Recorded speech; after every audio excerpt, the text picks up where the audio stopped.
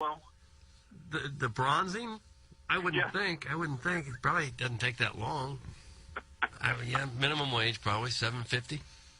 It's a good gig. Well, I enjoy the show as always. You guys are really bringing the heat now. So be careful, bronzing butt, Doug. Clip that off. Thank you, Dave. Thanks, Dave. It's good advice. I don't do it. I ask about it.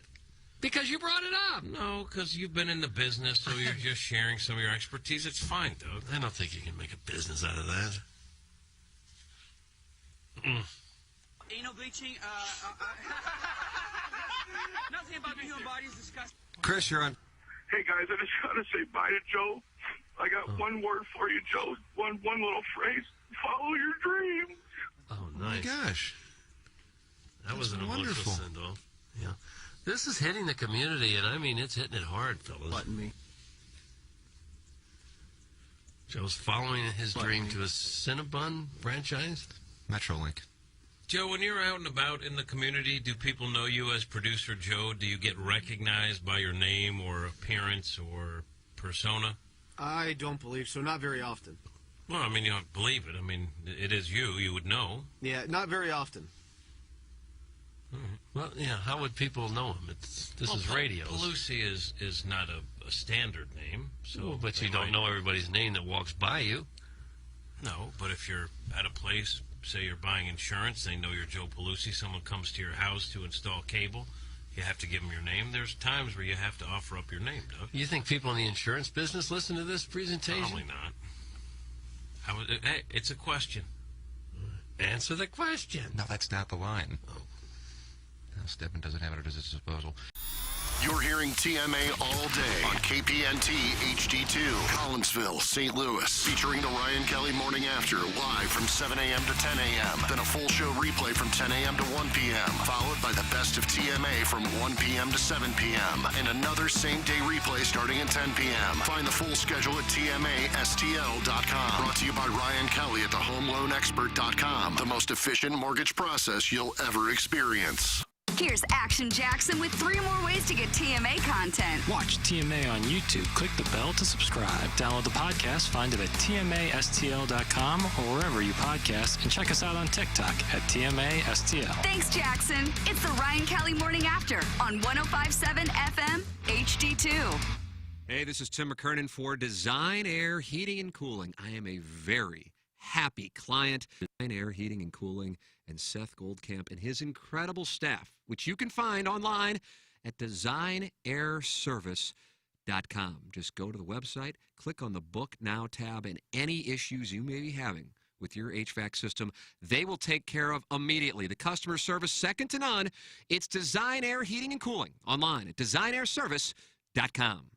This is Tim McKernan. I'd like to tell you about a company I started just a couple of years ago and I still own. And it's called Sound Story. It's essentially a 1-hour interview that we do either in person or via Zoom with mothers, fathers, grandmothers, grandfathers. They come in and they tell their stories, education, growing up, and of course, family stories, the wisdom that they can share with their loved ones for generations to come. It's an audio heirloom. It's Sound Story. To learn more, go to mysoundstory.com. Ryan Kelly, you're always a guy who keeps it 100, including with your hero.loan. Tell us about that. That's what the kids say, right? Well, I'm such a young guy. Yeah, I try to stay hip. Yeah, you are, for sure. You're Gucci. 100%. Not so much. Not so much. Look at you, dripping over there with the smoke. Gosh, I could just keep going. We do keep it 100, I'll tell you that. At HeroLoan.com, you can buy a house with no money down. It's 100% financing, so think about that.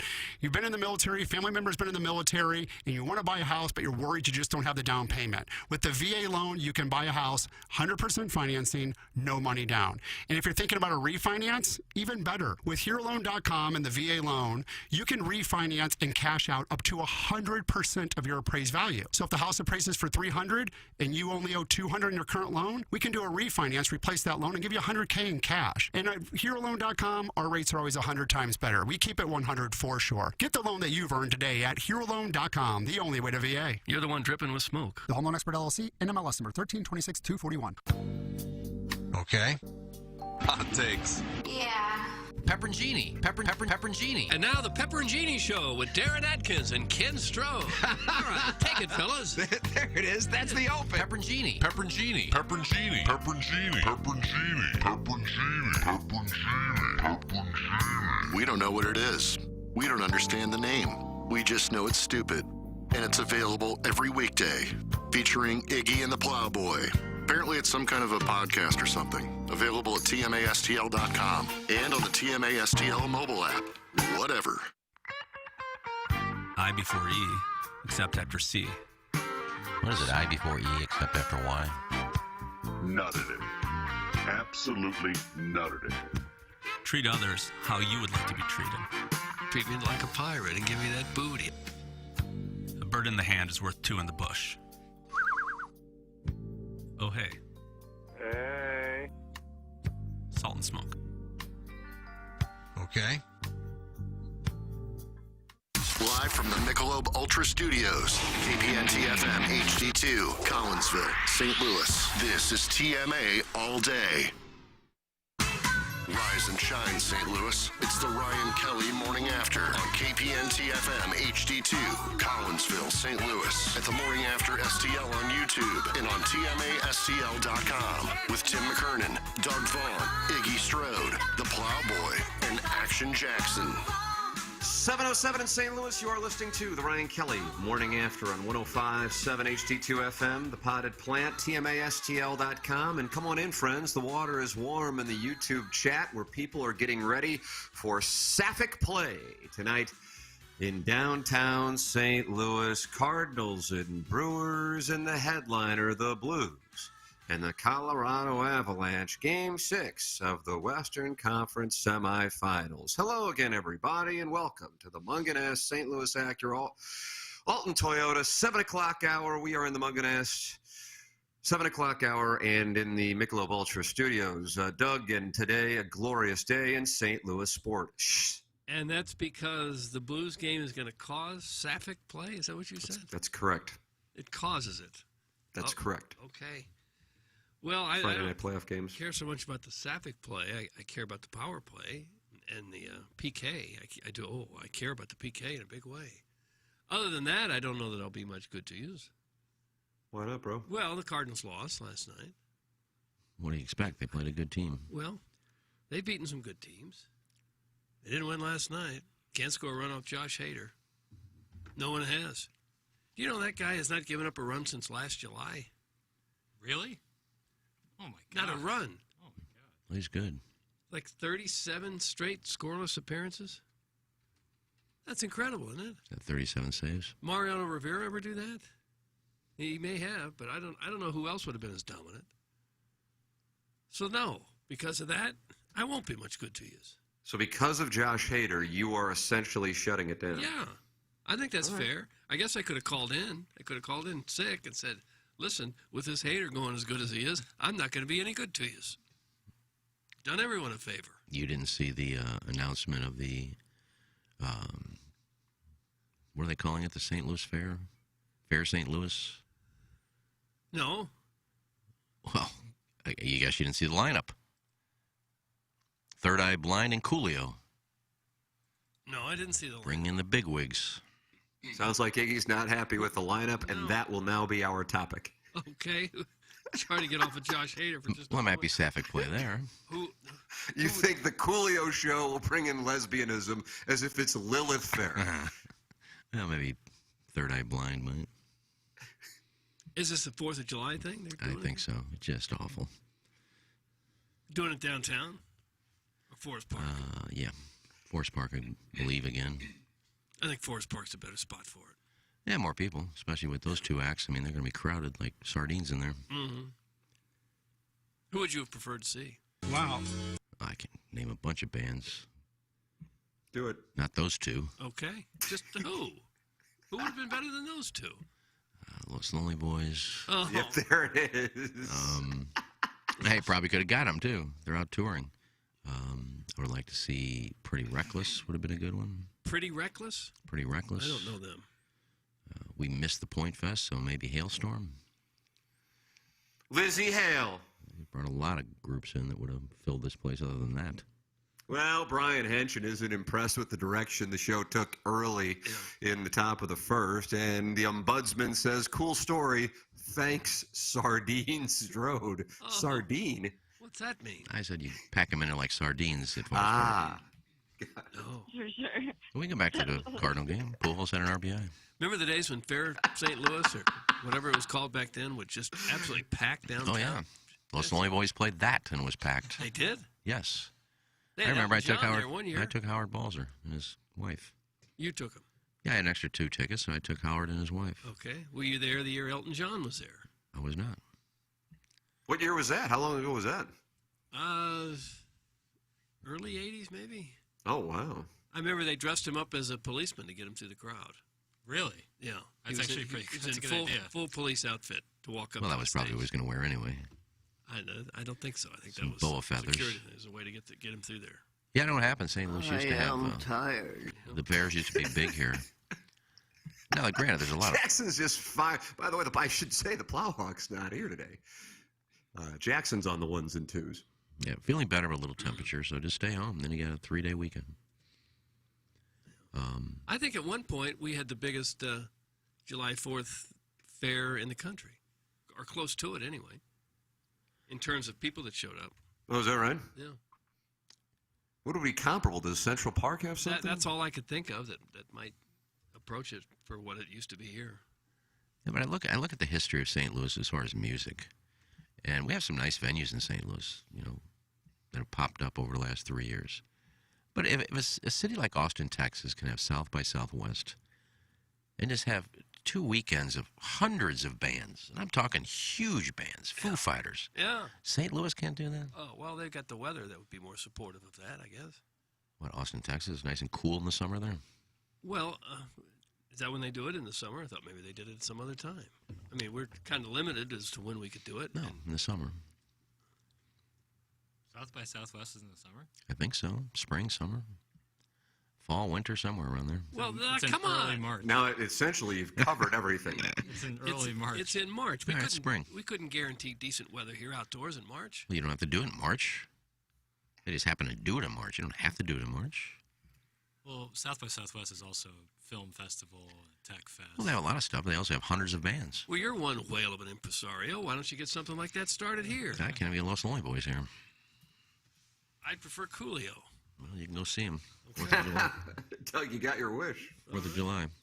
All right. Maybe I'll do that. I doubt it, but maybe. What did he sing? knows? He had one song, didn't he? I couldn't give you any Coolio songs. Tim. Doug, was it Gangster Paradise? I Is it don't Gangsters Possessive?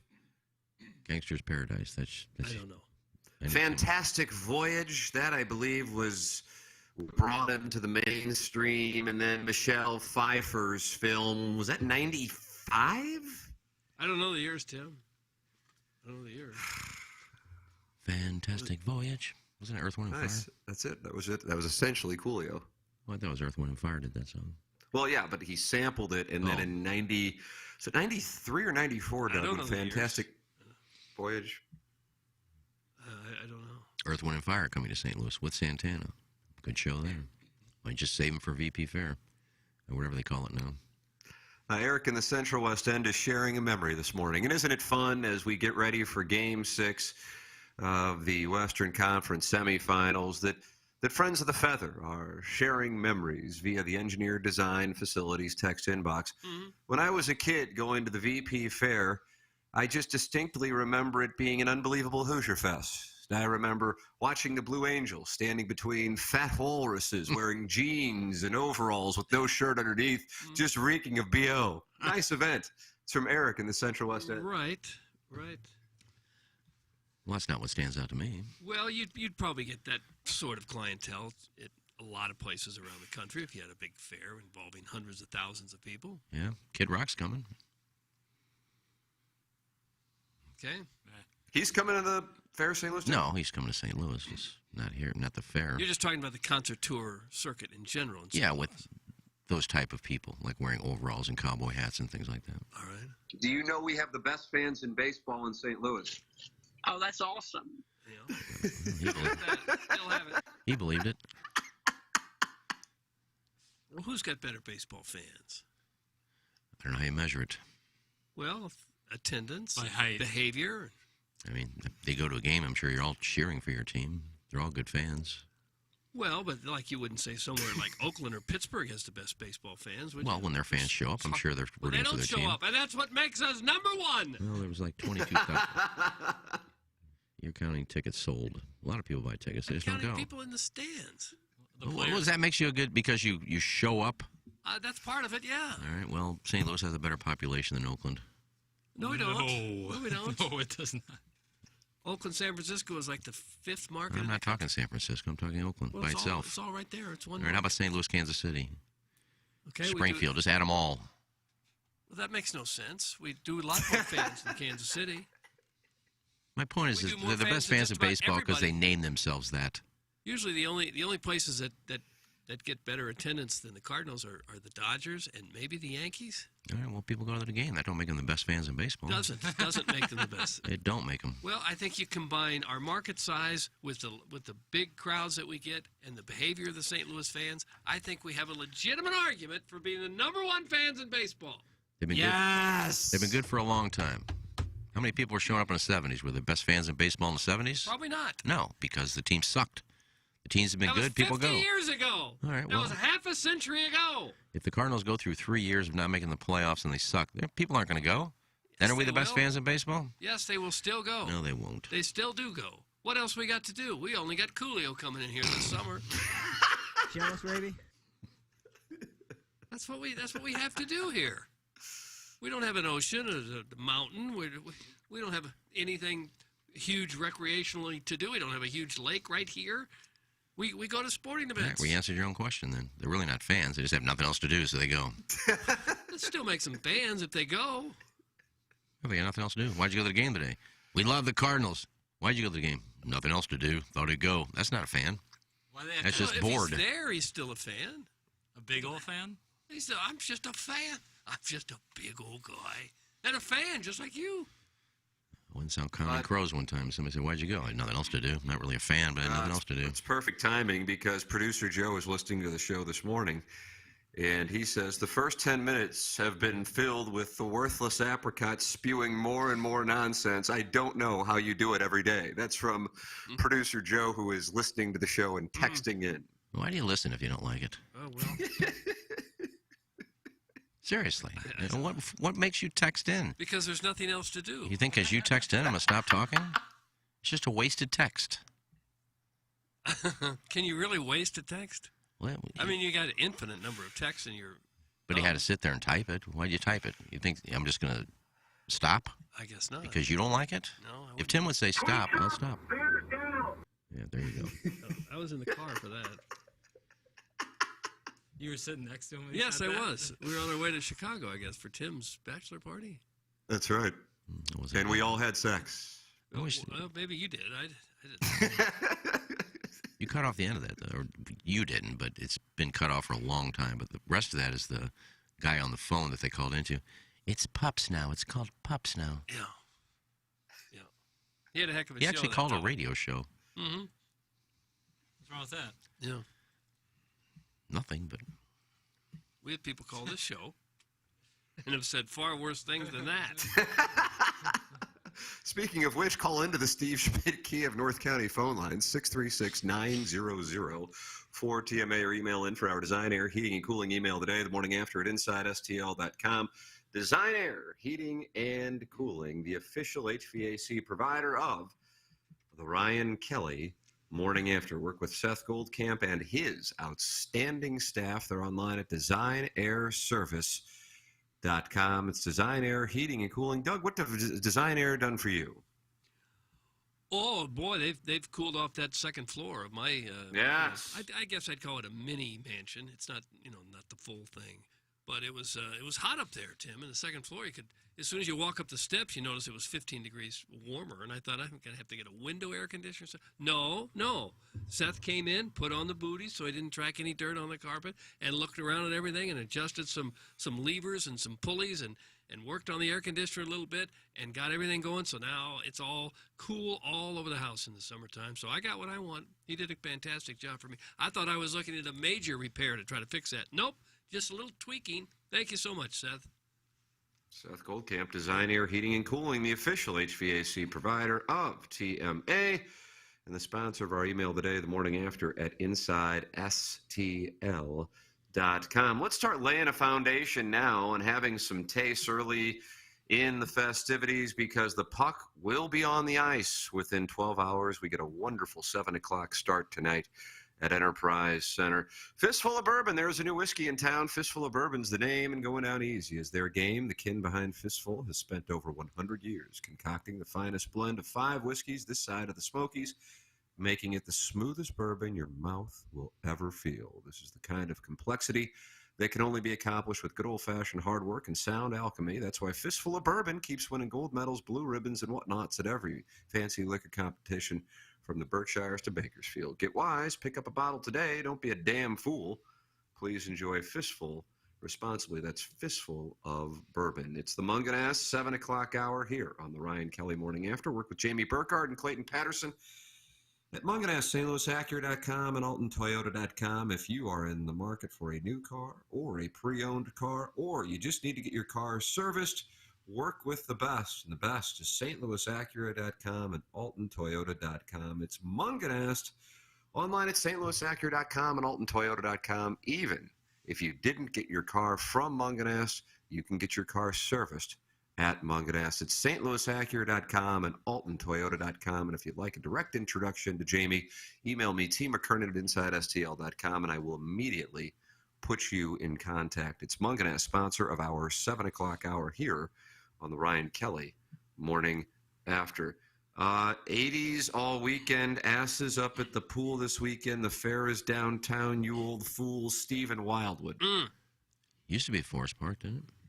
Last few years? Yeah, they did it there a couple of years when they were redoing the Arch grounds. I saw the lineup. I didn't see where it's at. I'm not going. Well, could someone twist your arm into going? To see that? Yeah. Hell no. Oh, come on. What else are you doing? Nothing. You'd rather do nothing than that? I don't know what I'm doing the 4th of July. I could have plans. Okay. Doubt it. Could.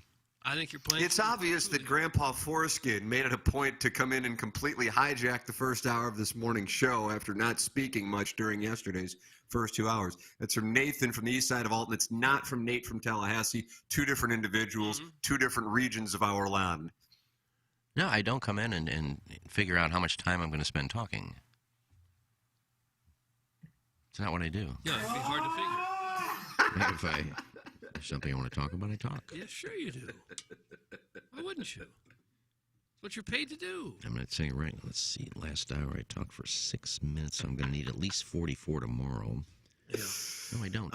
Show 'em Budsman Brian Henshin says, my next ASMR hit will be a fair St. Louis theme. I'll make airplane noises with my mouth and whisper and sing Texican rock pop songs. If we hit 17 subscribers, I'll do it topless sans deodorant to give folks the full experience. That's from Brian Henshin. And Dougie writes for the Indianapolis Star as well. Man, I wish you'd write more for them and less for us. No, he hasn't written anything for them yet, so one article would be enough.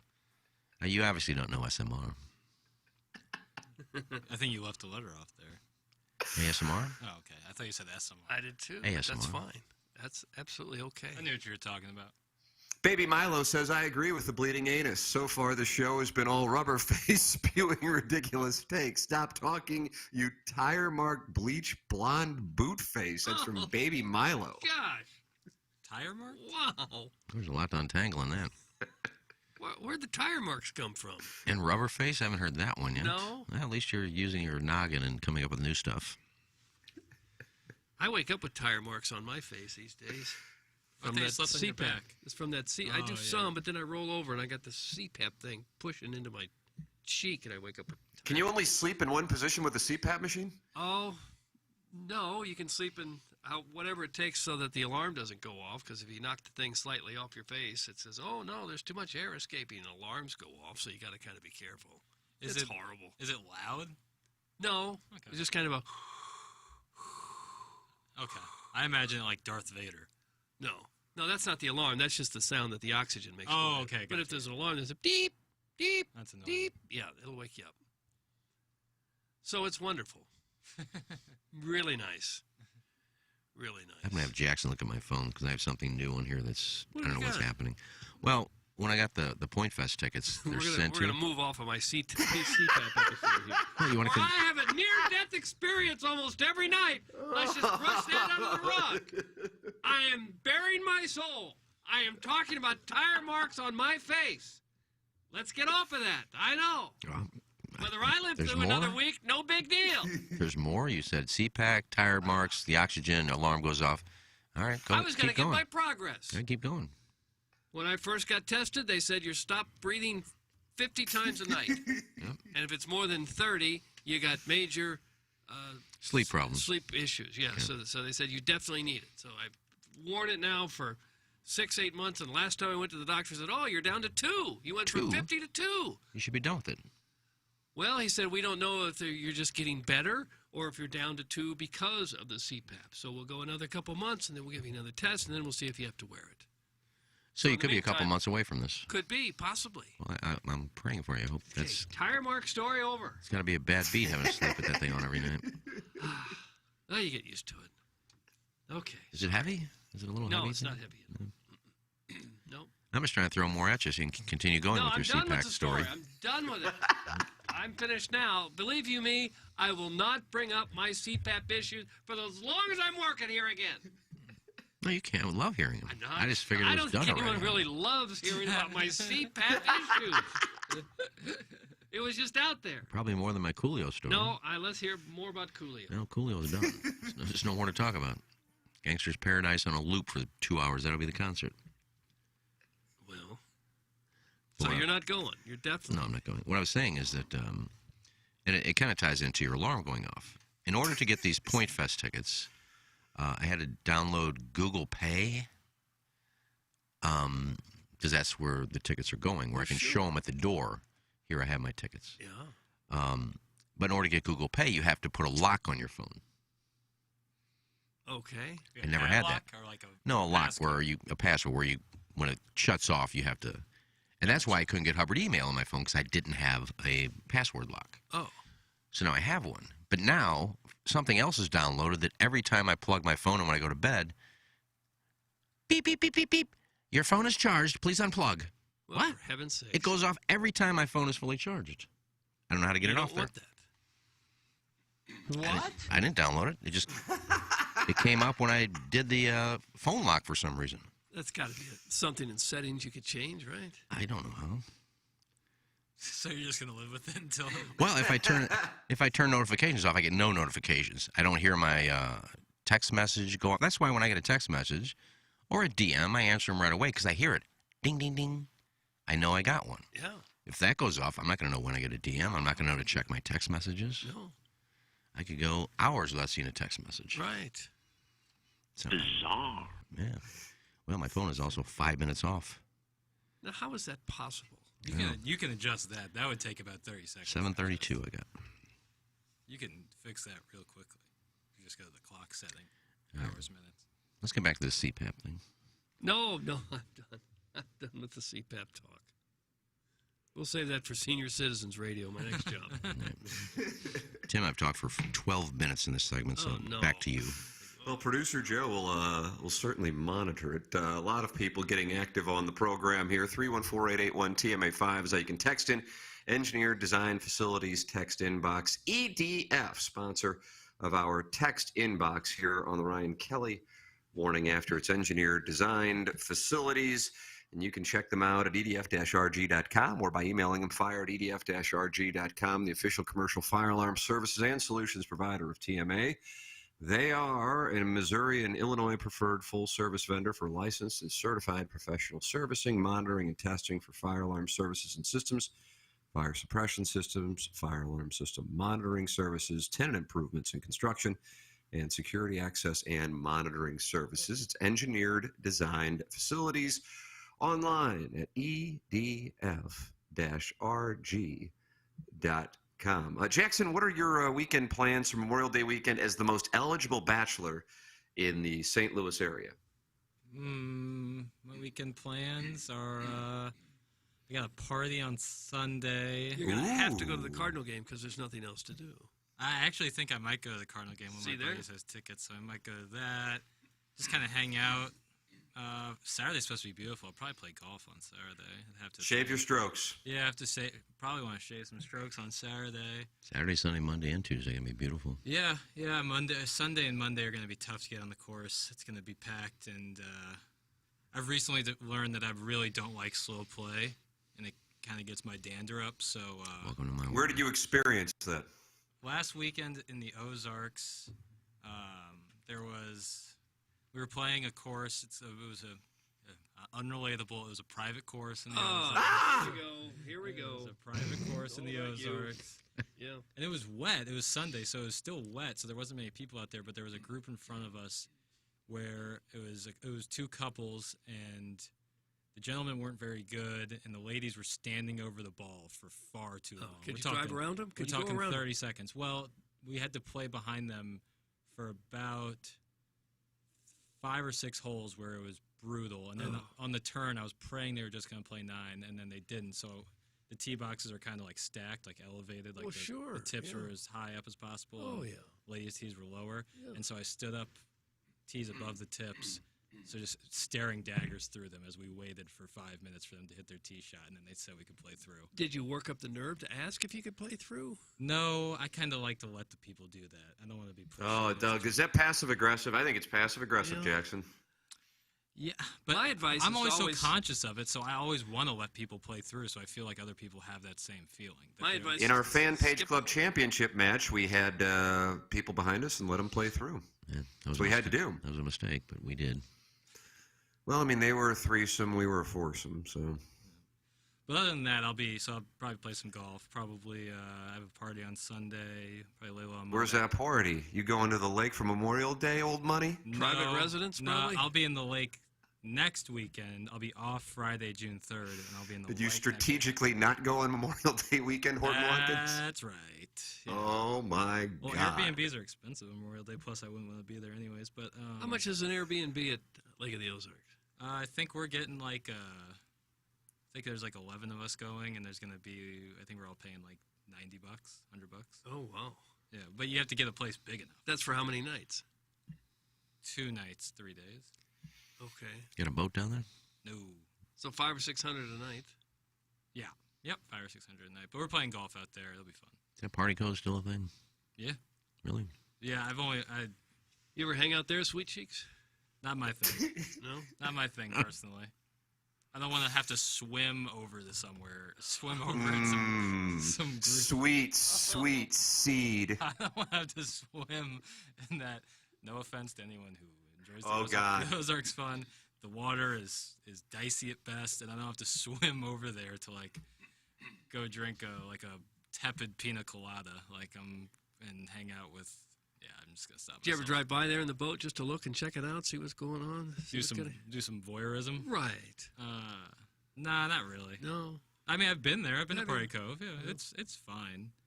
The last time I went was it was in the summer of 2020, so the pandemic numbers were lower than it was in the winter, but it was still very much a thing. I was probably not trying to get all mixed in with those at Party Cove. Yeah. It wasn't really what I was looking for at the time, so just kind of hung out. But this weekend's probably going to be a little more low-key because next weekend I'll be spending a bunch of money up there in the Ozarks and doing my thing. You ever go over there and saddle up next to a John boat from some Hoosier from White Plains and throw your line out there and have him catch it and tie up and just party until you're silly? Yeah, just drink. Yeah. It doesn't sound real fun. And then drive the boat back. Yeah. Do you think... Thanks, not for me. You think more people go to the Ozarks now because of the TV show? They have a bar down there called something like that, like a name from the show. Yeah, I think it's the exact same name of the bar. I haven't seen. I can't think the name of it, but there's probably some people drive down there looking around for the stuff. Yeah. I mean, they shoot it in Atlanta, so you're not going to see much. No. But they should set up. I've never watched the show, but is there a main house or something? Maybe they should turn that into a vacation stop. That's a question for Iggy or Tim. But it's in Atlanta, so the things you see there are not in the Ozarks, actually. Nonetheless, you could still play up to it. Well, I'm sure they are. I think they named a bar after whatever the bar Marty owned. Marty Birds, that's what it's called. Oh, That's what okay. it's called in the Ozarks. So they're trying. There you go. Yeah. Yeah, so they're doing It's called Marty Birds. That's where I was right by it last weekend, and it was cool. Manute Bowl Eligible says Party Cove is akin to having a VP fair in a sewer. Oh. I didn't I just didn't want to say it. I think we all Those know are that. Manute Bowl Eligible's words, not mine. It's just a hoosh fest. That's in a sewer. That's good stuff. That's where you go to pee. Yeah, I mean, it's cool. Like, when you think about it, like, they just took, like, the Osage River and, like, blew it up into this massive lake and have been super successful with the lake for so many years. For flood control. Right. And it's just been so successful for so many years. It's cool. Oh, but, like, yeah. It's grown by leaps and bounds. Biggest man-made lake in the world. Is it in the world? I think so. Yeah, we're going to do some fact checking. Okay, we better check. There's going to be a fact check. And there's some huge money down there. See some of those houses and boats down there? Yeah, yeah. Lake Kariba is the world's largest man-made lake. And where is that? It's along the border of Zambia and Zimbabwe. That doesn't count. No, why wouldn't that count? It's in Africa. Why wouldn't it count? I don't think it's all man-made. Okay. Wait a second. You got a whole list there? Lake of the Ozarks isn't in the top 5. Is not in the top 5? Like I said, one of the biggest.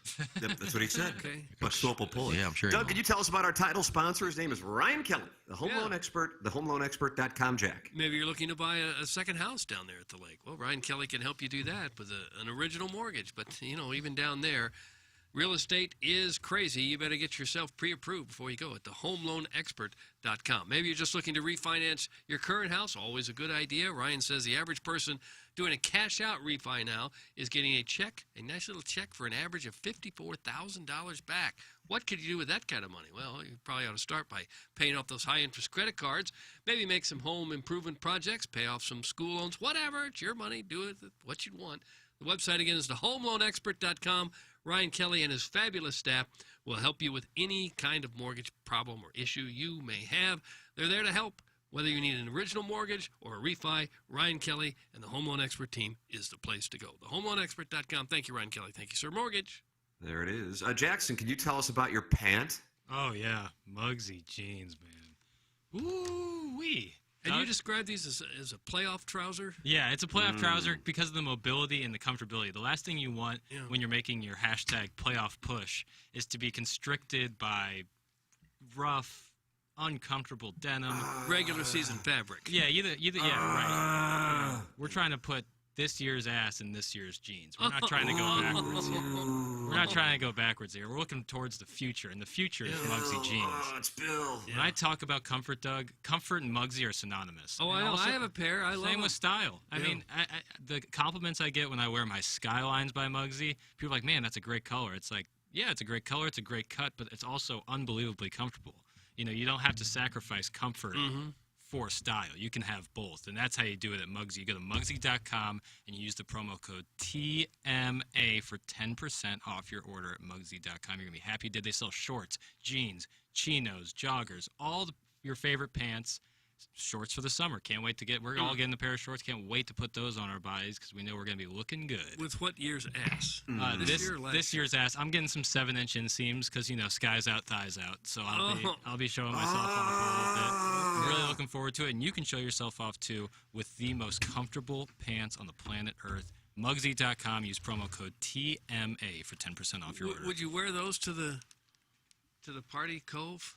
You could. You could easily do so. Out. Yeah, you can, and you can really just quick slip them off, so you don't get them wet. You put them in your swim trunk, come right back, throw on the Muggsies again, and and you'll be the talk of Party Cove. I would think that would impress the gals. Yeah, 100%. I wore mine yesterday. And they looked great, I bet. Yeah, because they're comfortable. Right. I don't really usually wear jeans around the house because they're kind of conforming and sure. So I like maybe sweatpants or tighter, baggy corduroys. Right. Put them on yesterday in the most comfortable pants I own. Seriously, they're great. So Muggsy. Muggsy.com, use promo code TMA for 10% off. I made love to my step-uncle Ronnie in Lake Carlisle. It was nice, except for the blood-sucking leech that latched on to Ronnie's taint. A trip to the ER and a week of rest, and old Ronnie was back to banging like the bear of a man he is. That's from Baby Milo. You have to go to the ER with that? Yeah. You can just pull a leech off, can't you? Yeah. Burn it off. You have to burn it off? Can't you just pull it off? Yeah, you can burn a leech, burn a tick. You can burn a leech off? Why would you have to? See, in Stand By Me, Will Wheaton got one right on his nether regions. Oh. Pull it off? Yeah, I think so. Yeah, I would think you could. Yeah, You you could. pry You it pull it off, there. you get that suction and that blood in there. If you just burn it off, it falls off. Oh, I've never had a leech. I don't think I'd do well. I don't think I'd do well if I saw a leech attached to me. No, but you'd probably be scared and go, "Oh my God!" and just probably yank it off of there. I don't think you'd run around saying, "Oh my God, get me to the hospital." Yeah, I wouldn't be breaking it down. How do I get this off as fast as you Right. before it burrows into my skin? Mm-hmm. Now, the Red Woman used them in Game of Thrones. The Red Woman used him in the Game of Thrones? What's that? She needed the king's blood, so she put the leech on there, then pulled the leech out, and it had the blood on it. She was a quack. And then she had sex with him. Mm. They used to do a lot of medical treatment with leeches. Yeah. It wasn't the right thing to do, but that's what they did. Well, that's what they did back in the day of the Game of Thrones. But there was no back in the day in Game of Thrones because it didn't really happen. Well, in that era. I mean, I've worked with Seika. Hello, Jay. Just a little look at Jay's resume. I like that job. Golf and porn. I wonder if Seika would come back in. I think, isn't she still doing work? No. I don't know. I'd be very surprised by that. I thought we realized that last year that she was still. No. Maybe who's she with? Kitten Navidad. Kitten Navidad, friend of the show. She got back into it. Yeah. Okay, that's right. She's broke in like 80. No, I think I believe Seika is living down in Arkansas. Well, that would hot make bed sense. for Stag Films. Married and living in Arkansas. Oh, good for her. The natural state, Doug? Is that what they call it? I think so. All right. Okay, where are they now? That's what this segment's called. I would like to do a segment on Straight to the Web. Where are they now with porn stars? I'd like to go back and interview some of the ones that are no longer performing, but Okay. See what their day-to-day life is all about. How would you get their phone numbers? well, I have connections. I'm sure some of these. Spicer. Lady Spicer. Yep. Oh, Laney, Lisa Ann, a lot of the companies that rep these girls, Spiegler, people like that, can reach out and see if they're still in touch with them. Jeannie Onyx is what I'm trying to find. Jeannie Onyx. Now, why would you try to find her? Because I dig her, and she wasn't in it long, didn't do a ton of scenes. She's kind of like to me, she's like a mixture between Latino and New York. Latino and New York. Kind of like that vibe. Puerto Rican. Yeah. Living down in Miami at the time. Didn't do a lot of scenes, but I dug her. Can't find her. Now, how long ago was this? She probably quit in the early 2010s. Okay. 2014 or so. And you dig her. Well, I do, but I can't find her. Oh, no. You think maybe that's on purpose? Got my She's kids in school there, and we stay there full time now, and it's something that was really important to me. And that was Chris Carpenter, wasn't it? Yeah, I guess Joe wasn't Producer impressed. Joe. Joe wasn't impressed with the interview. He was getting bored. Yeah, that was showed really important to me. And That was on the air. It wasn't even a yawn. It was like a hoo-ha. Do you think his mic was off? I really I know. I was. I don't know if I was listening, but I recall hearing about it, and I think he was running the board for that 6 a.m. to 7 a.m. show, and we were replaying something, and he didn't realize the mic in the control room was open. Doug, if I may, outside of Jeannie Onyx, I also want to discuss the Blues game tonight. Okay. Boo. Back to Onyx. I actually have no idea who she is. I have to be honest. No, a lot of people don't, Tim. She's just one of those obscure ones I found, and I kind of dig her. You dug her. You dug her a lot. Jeremy Rutherford, who is going to join us on 101 ESPN Balloon Party. 10:15, Jackson, is that the deal? Yes, sir. Is he coming in studio, even though I'm not in studio? No, they got morning skate at 10:30, so he asked me if we could get him out. Oh, so we got to be relatively quick, fast, in a hurry. Johnny on the spot. Yeah. He writes a column this morning on The Athletic saying the Blues' overtime win in Colorado conjured up Monday Night Miracle memories. Can they follow it up? Doug, you were in Miami when the Monday Night Miracle occurred, correct? Yes. No. I don't know how well you remember it. Does it bring back those memories for you? Maybe a little. I've seen the highlights from that game replayed so many times that you can't help but forget it. But, I was not paying a whole lot of attention to Blues hockey when I was working in another city, unfortunately.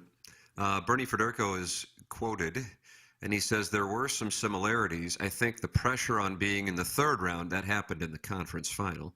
I think the pressure of being in the third round is much bigger than being in the second round, but when you consider how good this team has been all year, 109 points, a lot of points, this team is much better than the team we had back in 86.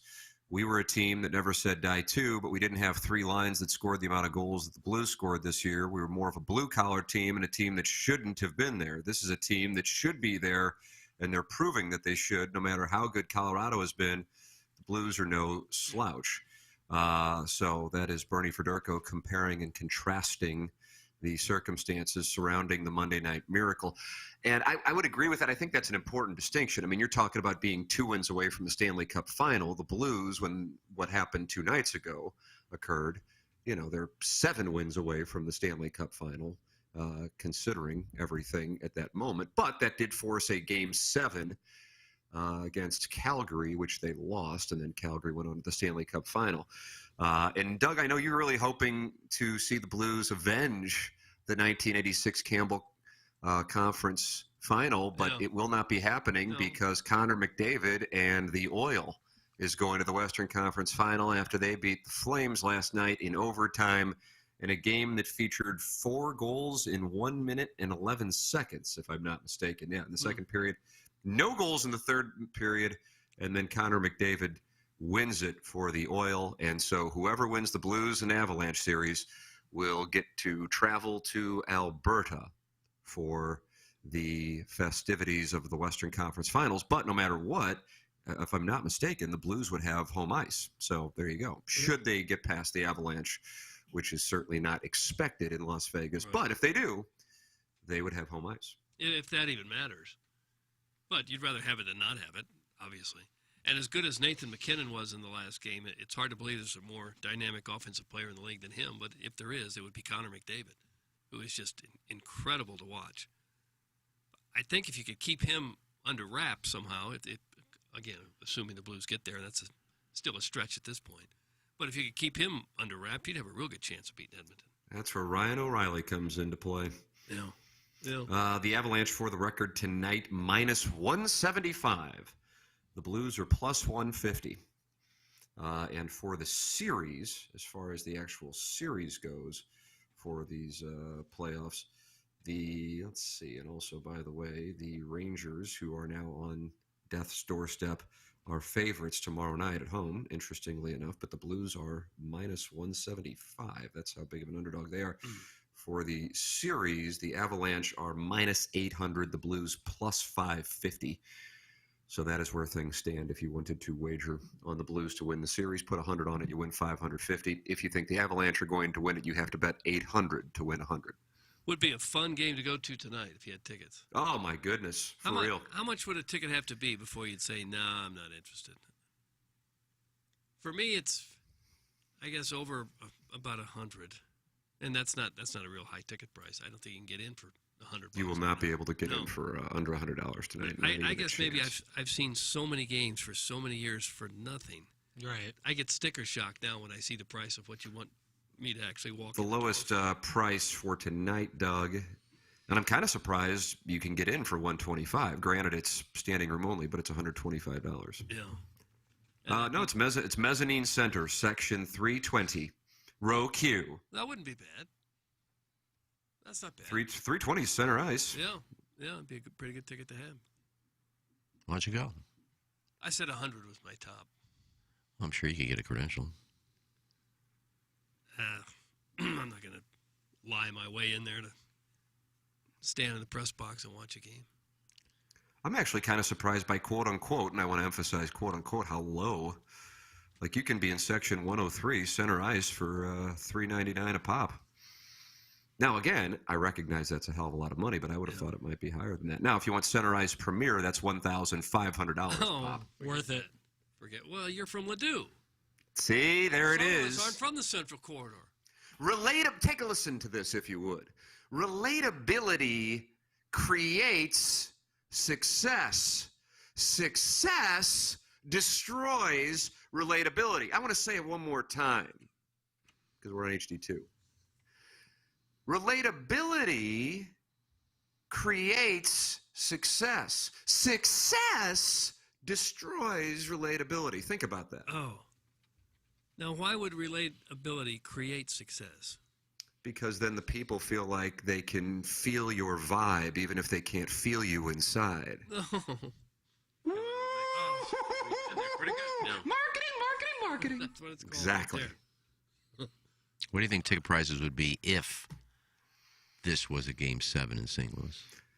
Wow, that's a nice question, Iggy. Nice I think you would probably increase it by 50%. Dead serious. I agree.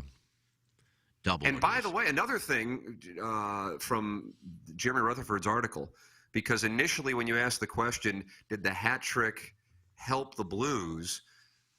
And my reaction was, wow, they were losing by a goal with 2.5 minutes left. It didn't strike me as something. But what you meant was the fact that all the hats were on the ice. John Kelly is quoted in Jeremy Rutherford's article. Said some of the hats hit him because he was ice side when it happened. He said, I think in hindsight, that great tradition of throwing the hats on the ice really hurt the Avalanche because it took them so long to clean up all the hats. I would say at least 5 to 6 minutes, and they might have lost some momentum. The Blues had a chance to breathe and get composed and realize what just happened. They were able to talk about things and make a plan to pull the goalie. So in my opinion, all of those hats coming down hurt the Avalanche. John Kelly. Look at Iggy, Doug. Think he's listening to the show? I think so. You're some sort of hockey savant. Well, I know, Puck. All right. I only bring up Puck, and I jump in when I think I have something to say. I'm not just going to throw out nonsense. No, you would never do that. No, it just struck me when that happened. I said, this can't hurt the Blues. They got extra time. It's taking them time to clean up those hats. Berube is good at coming up with ideas, and you give him that much time to come up with, or pulling the goalie, this is what I want to do. This is how I think we get it into the zone. I want you here. I want you here. Yeah. Didn't hurt. Guys, they talked about that on that night on the NHL Network, and the YouTube chat discussed it before Iggy did. That's from Minute Bowl eligible. No, is that where you got it? Wasn't paying attention to it. You So. represented that as your own. No, I watched the game. I didn't watch the TNT pregame show, and I'm not looking at the things on your YouTube channel. Okay. In the air, left field, and gone. Yeah.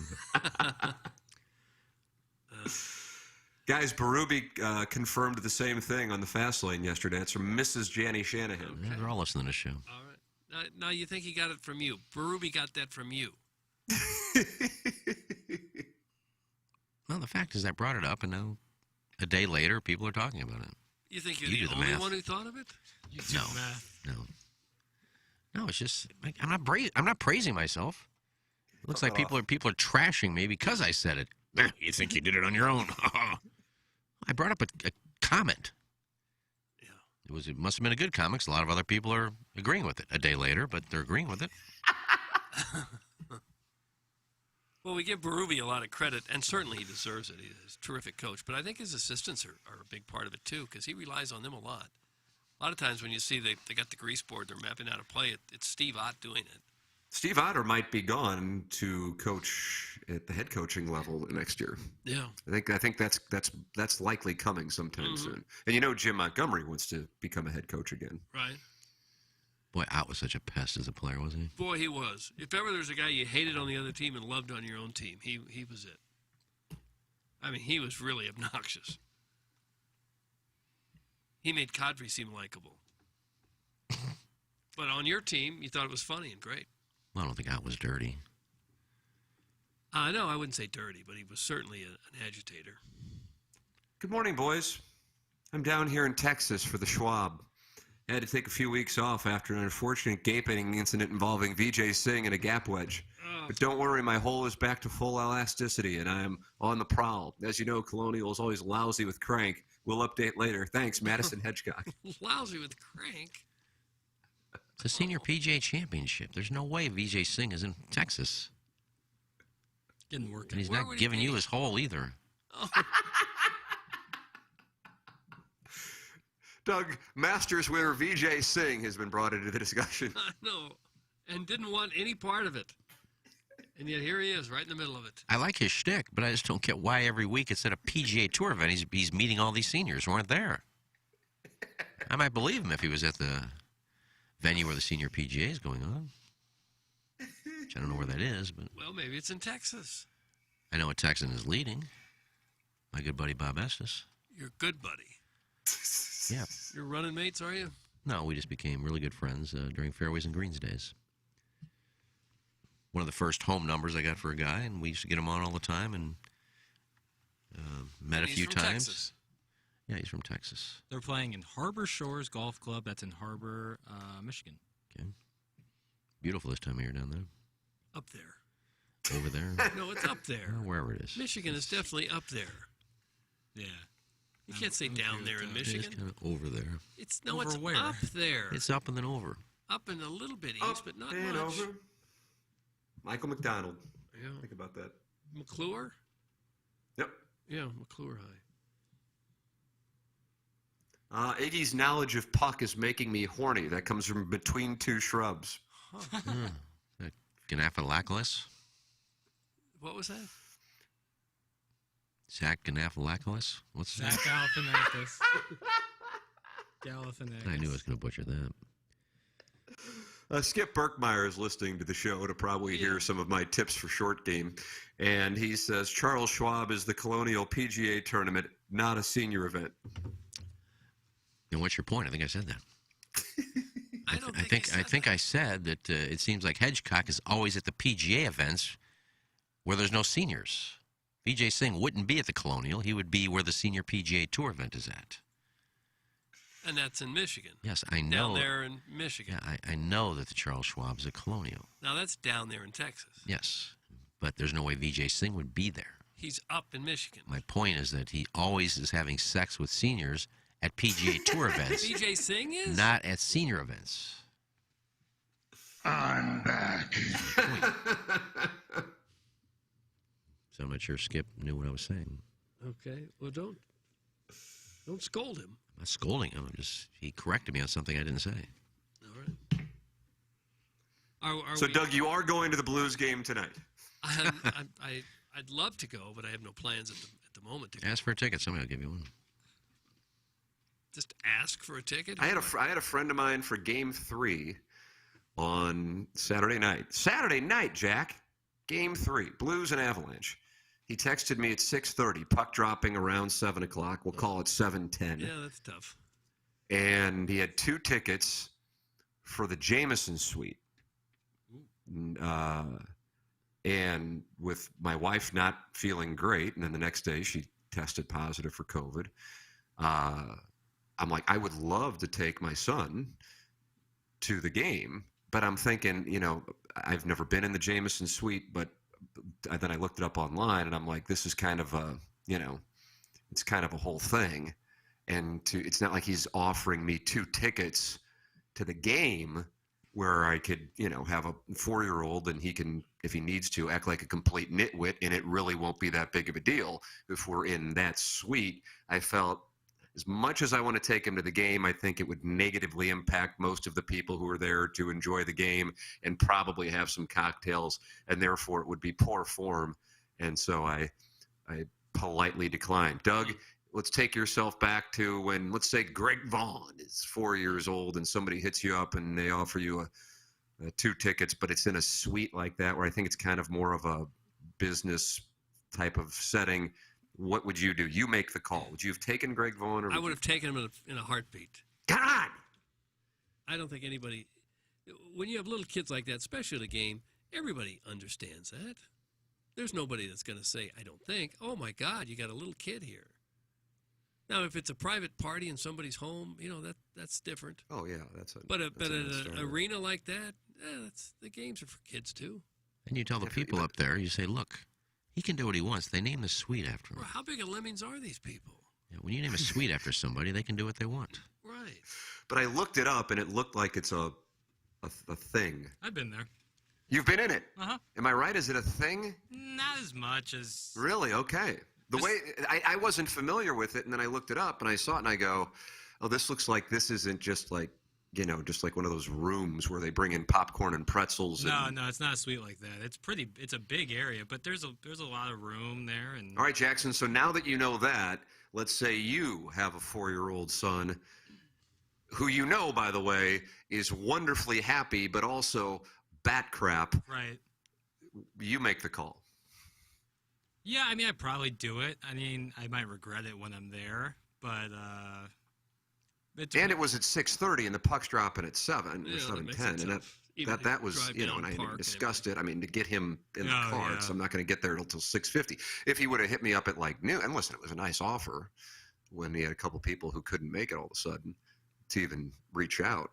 But yeah, I would love to take him to another game. He's gone to one game, and I got to take him to a Cardinal game this year because I want him to be able to say, if he even will wind up caring at some point in life, that he saw Molina, Wainwright, and Pools play. So that's the thought process there. I just wonder how big a curmudgeon do you have to be to be at a hockey game in a suite and say, "Oh, there's a 4-year-old child there. I don't know what's he doing." Yeah, when you put it that way, you're right. Because if he started acting up, I'd just leave. Yeah, I feel like, and I always feel bad for parents on the plane when their kids crying or not acting right. And I think the people who are like mad at the parents are such bums. They really are. Like, what do you expect? Like, what do you? We were all kids at one point, and I'm sure we all act like jackasses eventually. But you're a kid. How else do you want these people to drive across the country to get to their destination? And it's not like you're stuck there for a week and a half. No. A couple hours. See if you can't tough it out just a little bit. 100%. And give a break to a 9-month-old baby. Yeah. Or even like a 3 or 4-year-old. Yeah. Just a little upset. Yeah. If you're yelling at kids or giving parents a mean look, I'm against you. Which probably has to smart. By the same token, if they're allowing the kid to run up and down the aisle and stand on the chair and jump up and down, that's wrong too. There's certain things that are unsafe. But if it's just a really small child and they're crying, you're just going to have to deal with that, and you're going to be okay. You'll be there in 2 hours. You'll be fine. Turn up your AirPods. Yeah. What if you're going to Hawaii? You're still going to be okay. Maybe it's a bad beat, but doggone it, life's not perfect. If it's a child that's not behaving, you're gonna be all right. How about don't fly with young kids, Virgin Boy? But how about don't fly with young kids, Virgin Boy? How about you deal with it if he does fly with it, young child? Well, if you're you live in New York and you have to visit family in California, you expect people to drive 35 hours to get to California? Like, that's how people travel. They fly. Yeah. So that's what when I was like 2 or 3 years old, my grandpa who lived in New York was sick, and so me and my mom, like, every month would fly out there and do it. Like, how else were you supposed to get there? Yeah. People have to fly. Mm-hmm. What a bad take. Who is that from, Tim? Uh-oh, Jackson's going to put somebody on the Mount Rushmore. That's from Mudfingies. Yeah. Block him! Right, some guy named Mudfingies with a great take. Wow, you're not even a parent, and it's getting in your kitchen. If you've ever had kids at all, you shouldn't possibly be angry that somebody else's kid is making some noise. If you ever from my standpoint on it, and this in I don't know when we will fly again, but now having been there, Doug, you've obviously been there, and Iggy and Jackson haven't been there yet. Plowhawk, if he were here, he hasn't been there yet. That my perspective on it is operating, because it's not black or white. If the parent or parents are doing whatever they can to try to keep, to try to calm them down, and they're not like grabbing people or kicking their chairs, it's just kind of the situation, and you just have to accept it. If the parent is not doing that, and then all hell's breaking loose, then I'm irritated with the parent. That's where I am on that's my official policy in my campaign platform. Yeah. The parents have a responsibility to try, and keep other people's, calmness in mind as well. Yeah, if the kid's like running up and down the aisles and kicking chairs, that's one thing. You gotta stop that. But if it's like just a baby or like even like a 2 or 3-year-old just crying, like it's just what's gonna happen. There's probably a better chance of an adult misbehaving on the plane than a child. Yeah, it does seem like that's going on often here over the last year or two. That's facts. People forgot how to act. Mm-hmm. Personally, I find the poors who are clearly on their first plane ride more annoying than children crying. That's from Uncle Cucker. Yeah, there's a. Why would their bank account bother you? as they sit there. I got some big flying pet peeves. One being bringing your own pillow from home. Gross. Oh. Gross. Yeah. You'd rather use the one that's got farts all over them? Bill! Don't use a pillow.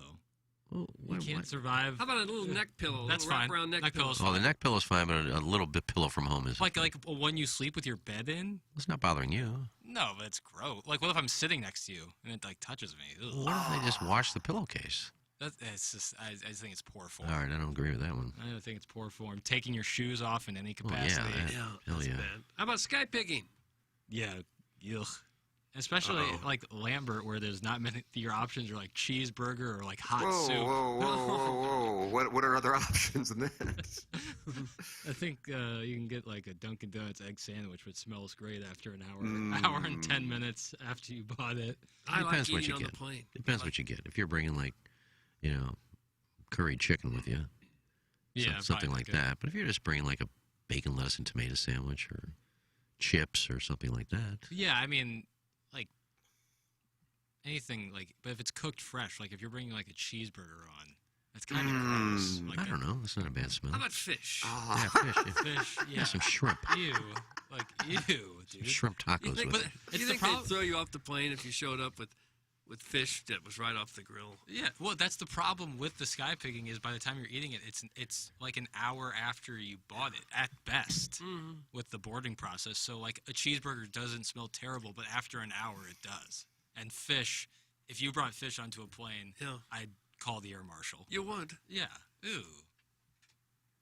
See, I can hardly smell anything, so nothing bothers me with odors. I understand. Nobody ever complained when these airlines actually served food on a plane. Nobody complained. Now that they don't serve food anymore, unless you're in first class, then everybody complains about the sky picking. Yeah.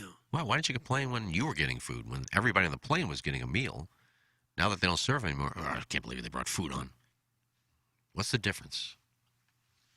Doug, what's the difference? Well, I guess, if you're eating as well, it doesn't bother you. But if the guy next to you's got a big triple cheeseburger, Well, it's it kind does of hypocritical, don't you think? Well, it may be, but, share that triple cheeseburger, and then the people will stop complaining about the odor. Yeah, what if someone... Cut it in like, portions. What if you bring food on the plane and someone asks for a bite? Is that in poor form? Yeah. I did that once, and I shared it with the entire plane. The entire plane. Coming back from hedonism. Did you bring the Weber grill? I didn't ask for this. I was coming back from Hedo, and I always loved in the afternoon, they make cold roast beef sandwiches.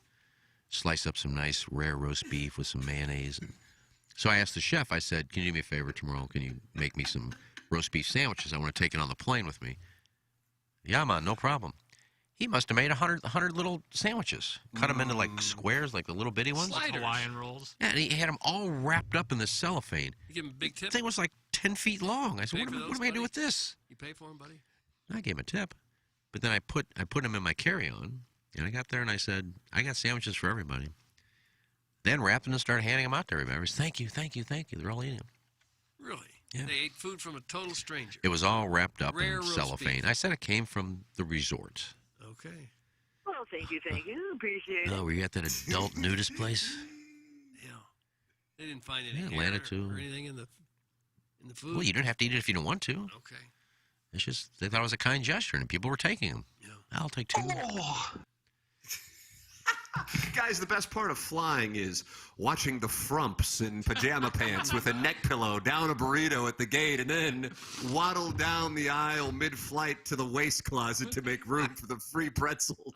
Oh, yeah, that too. Pajama pants. That's the Dogtown Astro van, just shipping it. Yeah, I mean, I like. Don't you like the word frumps? I do, and I like like the free pretzels too.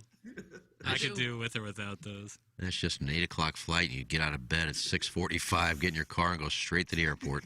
Yeah. Oh, and No shower, no nothing. I've taken like 6 or 7 o'clock flights where people are ordering like vodka. Like, come on, we gotta be better. It is amazing what people will wear in public nowadays. What they're comfortable with wearing. Yeah, The some sweatpants, things. the t-shirts. Right. just Well, really sweatpants. grungy Like look. if you're wearing like clean clothes, like it's okay. But like if you're wearing like, here I'm gonna like actually wear my pajamas. Like Yeah, that's kind of weird. And especially when you're bringing your own pillow from home. I can't get over that. Let me ask about the psychology of something here real quickly. because we're at 8:10 and I'm going to wrap up the Munganess 7 o'clock hour. I receive, you can send direct messages via the TMA app to the entire show. Yeah, we see 'em. Or to individuals on the dais. And it serves kind of as a default text inbox. And I got one here. It was sent directly to me, to not the entire show and not to Iggy himself. It says, Iggy sucks. It's from Dave in Maryland Heights. So he specifically opened that up, didn't go to Iggy, didn't go to the entire show, but sent it to me to let me know that Iggy sucks. Jackson, can you psychoanalyze that? Oh, I mean, there's so many different ways you can go about that. Probably somebody who's just really upset by their life. Well, if they have to wait in a really long line, even though they're late. I always kind of go back to my movie theater days, when someone would be late to a movie and I'd have to ask to rip their ticket. They're like, I'm going to be late for the movie. It's well, I didn't make you come here 15 minutes late. Yeah, you got into it with him. Right. And so that's the kind of people who would be like, oh, Iggy sucks. I'm going to send it just to Tim because I'm not only too cowardly to do it behind the message, I'm going to do it and not even send it to the person I'm directing it to. So that's kind of my psycho breakdown of somebody who's just psychoanalysis. From Jackson. Uncomfortable with hashing things out like adults. See, buddy, you miss your chance because you can send it directly to me. Yeah. And I may be so upset with it that I quit the show. And then you get what you want. At least you have that shot if you send it to me. Right. Well, the problem is you could send a message back to them, and then the response would be, "Oh man, I was just kidding. You didn't have to do that. Only you can go too low. Only you can." Well, I don't respond to any of them. Right, but if you were to ever respond to them, it's "Oh, why are you firing back? What do you mean?" I mean, I did respond to one guy. Oh, did you? One? Well, because he texted every day. Yeah. To this, I see it. Sure you do. We all know his name. What is it? Sucks. This sucks. Iggy and Plaus, you're the worst. This show's awful. God, you guys suck. Oh my. Then one day he said, that's it. Today's the last day. I can't take it anymore. Then the next day there was another text. I can't believe you guys talk about it. I said, I thought you were done with the show. Right. Yeah. Just asking. I thought yesterday was your last day. What happened? Anyone who's going to send something that angry over non-face-to-face or just not saying something to you is... Well, buddy, you live in Maryland Heights, too, so you know where I live. Come on by and say hi.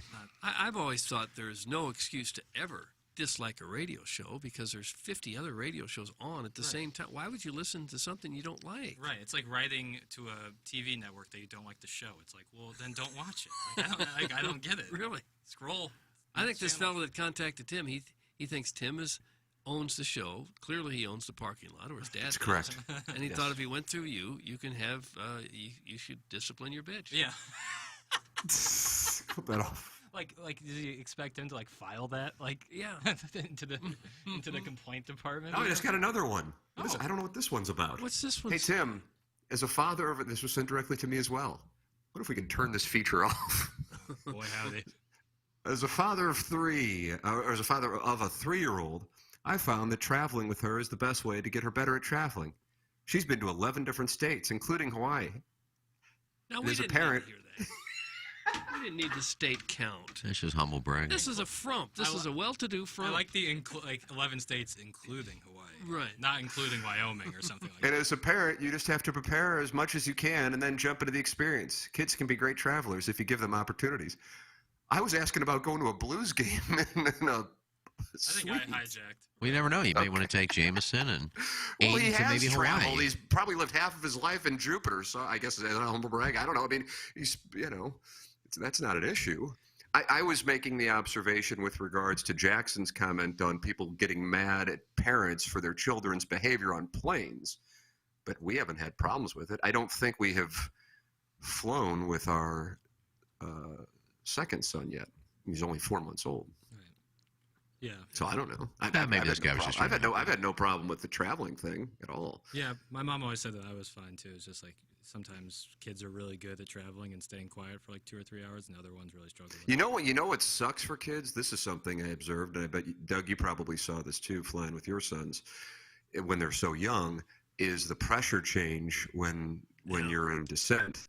And they have no idea how to pop their ears, and that sucks. I hate that, and I can't do it. I mean, I'm trying to explain it to them. Yeah. Chew gum, swallow Yeah, something. gum. My mom would always give me gum or a lollipop or something to just try to get the ears. Yeah, I remember as a kid that would really freak me out. You can give a young child a little spoonful of Dimetap too, and it'll make him kind of woozy. That'll put him right out. Who is this jagbag texting about his travels? Get a life, bro. That's from Baby Milo. What?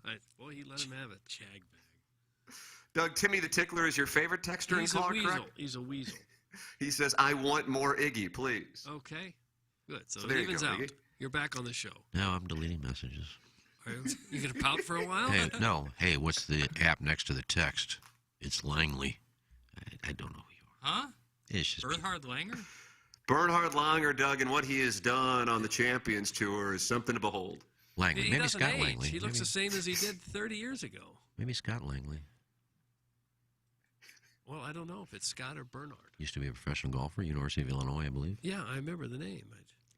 But I don't know. I don't know who this I texter doubt that was if it's him. Scott Langley or if it was Bernhard Langer. If that is Scott Langley, I apologize. I just think it deleted was you. probably Bernhard Langer.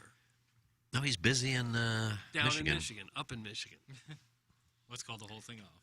He still doesn't have the record for most senior PGA wins. Who's that, Hale?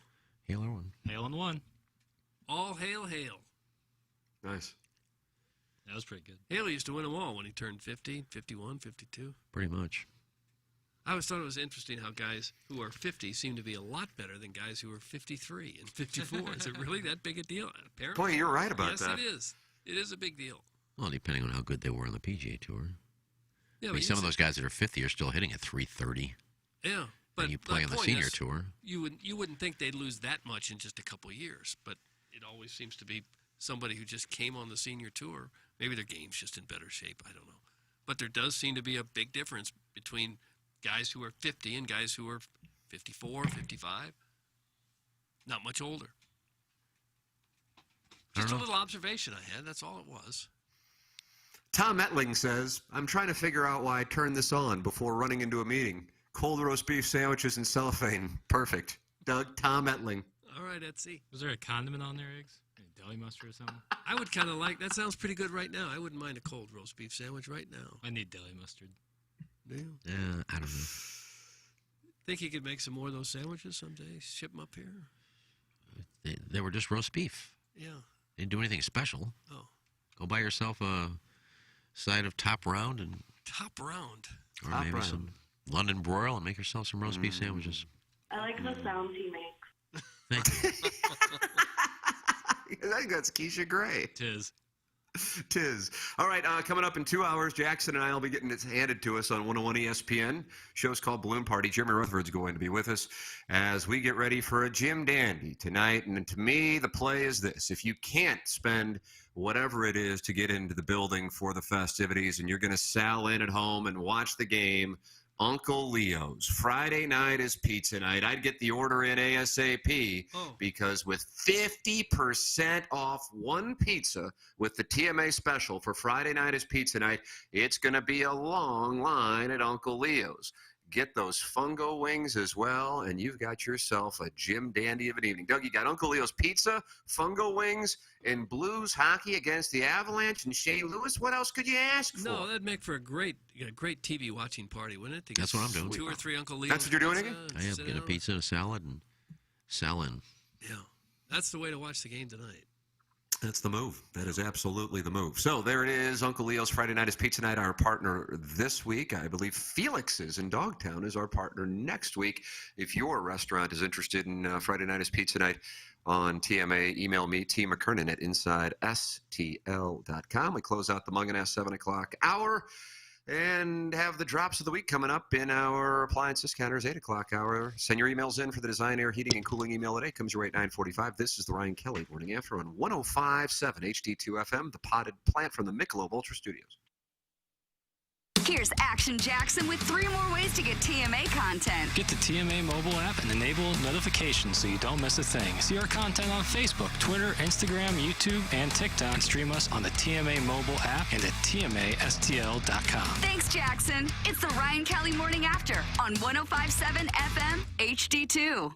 Live from the Michelob Ultra Studios, KPNT FM HD2, Collinsville, St. Louis. This is TMA All Day. Biggie's Restaurant and Bar has been a staple of the community for over 30 years and is serving your favorites like the steak sandwich, waffle fries, and so much more. It's not just the food that's rocking. With a full bar and patio, Biggie's is the perfect spot for lunch, dinner, and a little laughter. Biggie's original hours are back. Open 11 a.m. till midnight, Wednesday, Thursday, and Sunday. And 11 a.m. till 1 a.m. on Friday and Saturday. Check out the full menu at biggiesrestaurant.com and stop in today.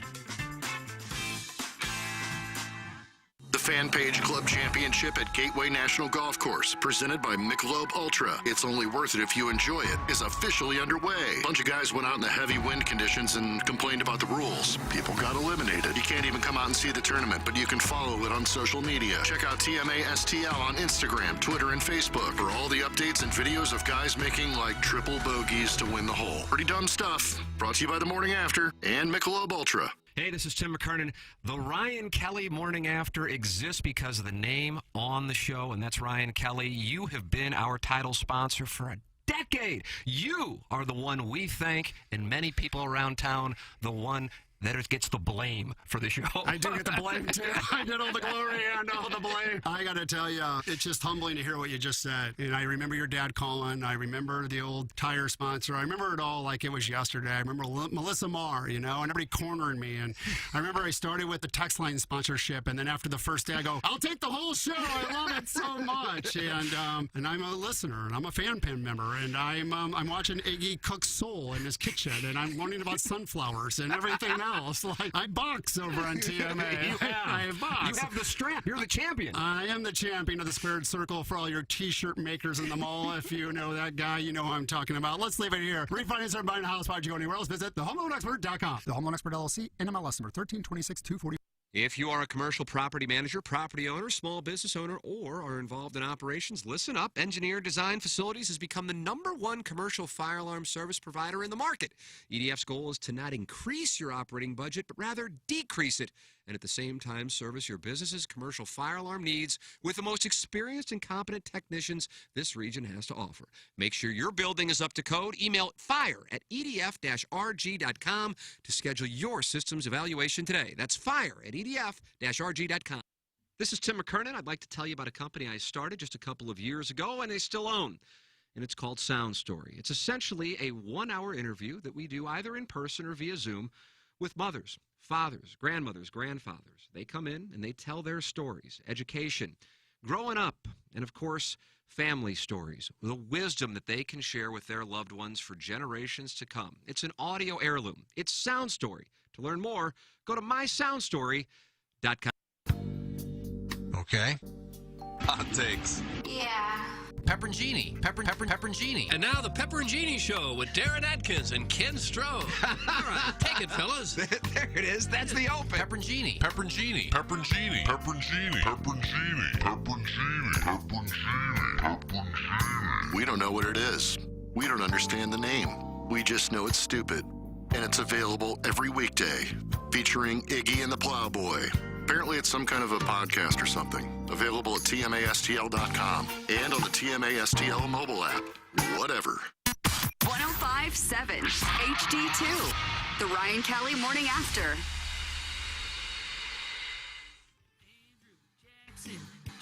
Dudes on the 20, Zachary Taylor, not the kid on Home Improvement, James Buchanan, Pony Express, Abraham Lincoln, freed the slaves, James Garfield, not the cat, Grover Cleveland, old Brown fan.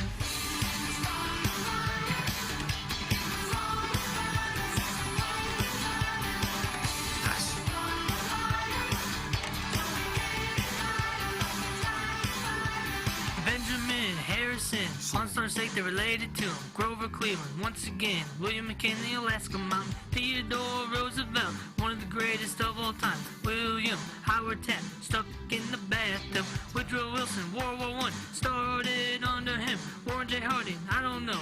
There's not much more I can say. So good. They will be playing this at the Enterprise Saturday night. Oh. I'd rather hear Gloria. No, this is Calvin Coolidge, Lindbergh Flag, Herbert Hoover, Great Depression, FDR, he served 4 terms, Harry S. Truman, A-Bomb, Eisenhower, interstate. JFK met the wrong fate. Lyndon B. Johnson, Vietnam. Nixon says he's not a crook. Tear off Fort fell down again. Jimmy Carter, peanut farmer. Ronald Reagan tear down that wall. First George Bush, Panama invasion. Bill Clinton impeachment. George Bush 2, 9/11 revenge. Barack Obama, current term. Will he make it back again? It's so good. This is by far my favorite acoustic session. Really? I mean, let's say the horn sounds and the Blues have forced a Game 7. Doug wants to hear Gloria, yes. and all of a sudden the riff from We Didn't Start the Fire starts playing, and that building is up for snatch grabs when acoustic session starts listing the president. And everybody would know the words and sing along with it. People would hear this. For Cleveland, once again, William McKinley. We'd just all be screaming about William McKinley. Theodore Roosevelt, one of the greatest of all time. It's so good. That's such a good song. He said Franklin Roosevelt served 4 terms. He didn't get through the last term.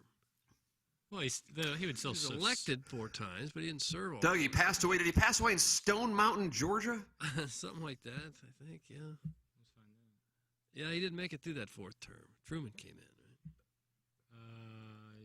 Yeah, that sounds right. Yeah. 33. So, can they go back and redo that? Yeah, I would like him to maybe make a remix. It's the Appliance Discounters 8 o'clock hour here on the Ryan Kelly Morning After. We are in the Michelob Ultra Studios. Appliance Discounters, your hometown appliance source, featuring major brands like GE Appliance Discounters. And we are thrilled to have Tom Schmidt and Salt and Smoke as part of the presentation once again. Salt and Smoke. And I'm telling you this, you want a barbecue this weekend? Fine. You want barbecue this weekend without actually having a barbecue? Well, how about this? Salt and Smoke. And did you know? What? Did you know? What? Salt and Smoke is now shipping their barbecue around the nation. Oh, really? Which you can give as a gift to family, clients, or erstwhile lovers. Erstwhile? Doug, I read what they put in the prompter in my basement. That's what I do. Erstwhile, does that mean they wanted to be lovers, but they didn't get it done? Is that what that means? I gotta tell you, even though I went to a state school and didn't graduate, I consider myself an educated man when it comes to the English language, but erstwhile is one that I don't really feel like I have a grasp on. Jackson, can you define erstwhile? Throw me a spelling. Oh, Christ in heaven. ERSTWHILE. Former. Huh? Doug, we're gonna send it to we're gonna send brisket to our former lovers around the nation. Well, that'd be a nice gesture. It's about time we did. Did you know they cater weddings, corporate events, office lunches, and father-son dances? Oh. Basically, whatever your mouth hole happens to be, they have figured out a way to deliver their meat into it. Nice. Find out all the ways they provide meat to your mouth hole at saltandsmokebbq.com. You know what? The party I'm going to Sunday, Cater and Salt and Smee. Boom. Really? Yeah. For a number of birthday parties we have had for our son, it's been Salt and Smoke catering it. Yeah. It's almost like not even like a thought. If we're like, what should we care food? It's like, is Salt and Smoke busy or something? Because otherwise, why are we not getting Salt and Smoke? Right. Salt and Smee. Yeah. You get the bologna, brisket, T-Ravs, the chicken. I had a little of that chicken too last week, Tim. Really good. Those other barbecue places are the erstwhile restaurants you used to go to. Yeah, I like that chicken, Jackson. You're right. It's solid. It's like, most like pulled meat is just because like stuff's like kind of dry, so they pull it to get some moisture going. But that was like really, really, really good pulled chicken. Did you say pull it to get some moisture going? Yeah, I think they say when you dry out meat, like if you dry out barbecue, to shred it, and that will kind of eliminate some of the dryness. I could be wrong, and I'm sure barbecue guy is about to send me some hate mail. So I usually just drown it in barbecue sauce if it gets too dry. Ooh, I like that Carolina mustard from Salt and Smoke. Really good. Do you? Oh yeah, they know what they're doing. Musterline, I think they call it. Really good. Along with that white sauce for the brisket T-Ravs. And now they'll ship it anywhere. Yep, how about that? Salt and Smoke. Great to have him back on the program. And great to have all of these hats now available at TMASTLshop.com. That's where you can get hats with the TMA logo, white, gray, and navy, and then also the Dotem logo on a variety of colors, white, gray, and navy. TMASTLshop.com. And all of your TMA merchandise, it's all there at TMASTLshop.com, and you can get the glorious products. And if you would like to submit a shirt idea, we are looking for graphic designers, and we will pay. Email me, T. McKernan at InsideSTL.com. TMASTLshop.com. And think about it. Doug, think about Marco Bertorelli and Bertorelli Cutlery, would you? Okay. That's what I'm thinking about now. Longest running sponsor on the show. He'd be on our Mount 2007. Rushmore, of course. Oh, and Marco was out there at the Dotem, of course. And you know who else was with him? His beautiful wife, Julie, and all the Chop Chop Cheeky girls. They wore the Chop Chop Cheeky shirts. Oh, they were a big hit. And they'll be at the Lemmings Open again. So if you didn't stop by and say hello this last week to them, please do at the Lemmings Open. They're right there with the Chop Chop Cheeky shirts. When you go into Bertorelli Cutlery, you say Chop Chop Cheeky, and they know what that means. It means you need your knife sharpened. It's a family-owned and operated operation. Local knife authority in St. Louis. All kitchens have knives. Most have household knives in need of work. They're either good knives that have dulled or bad knives in need of replacing. And Bertorelli Cutlery has you covered with their master knife sharpening and a wide variety of the best brands available. So swing down to the hill, 1927 Marconi Avenue, or give them a call at 314-664-4005. That's Marco Bertorelli and Bertorelli Cutlery. Might be a good time to do some Father's Day shopping in there, too. They've got knives. Get that Wusthof knife. Would love. Wusthof knives. Any dad would like. Man, I made your snapper the other day. Yeah. And they gave me two 2-pound fillets. And I took my Wusthof knife, cut those into little fillets. Got some real nice. Like butter.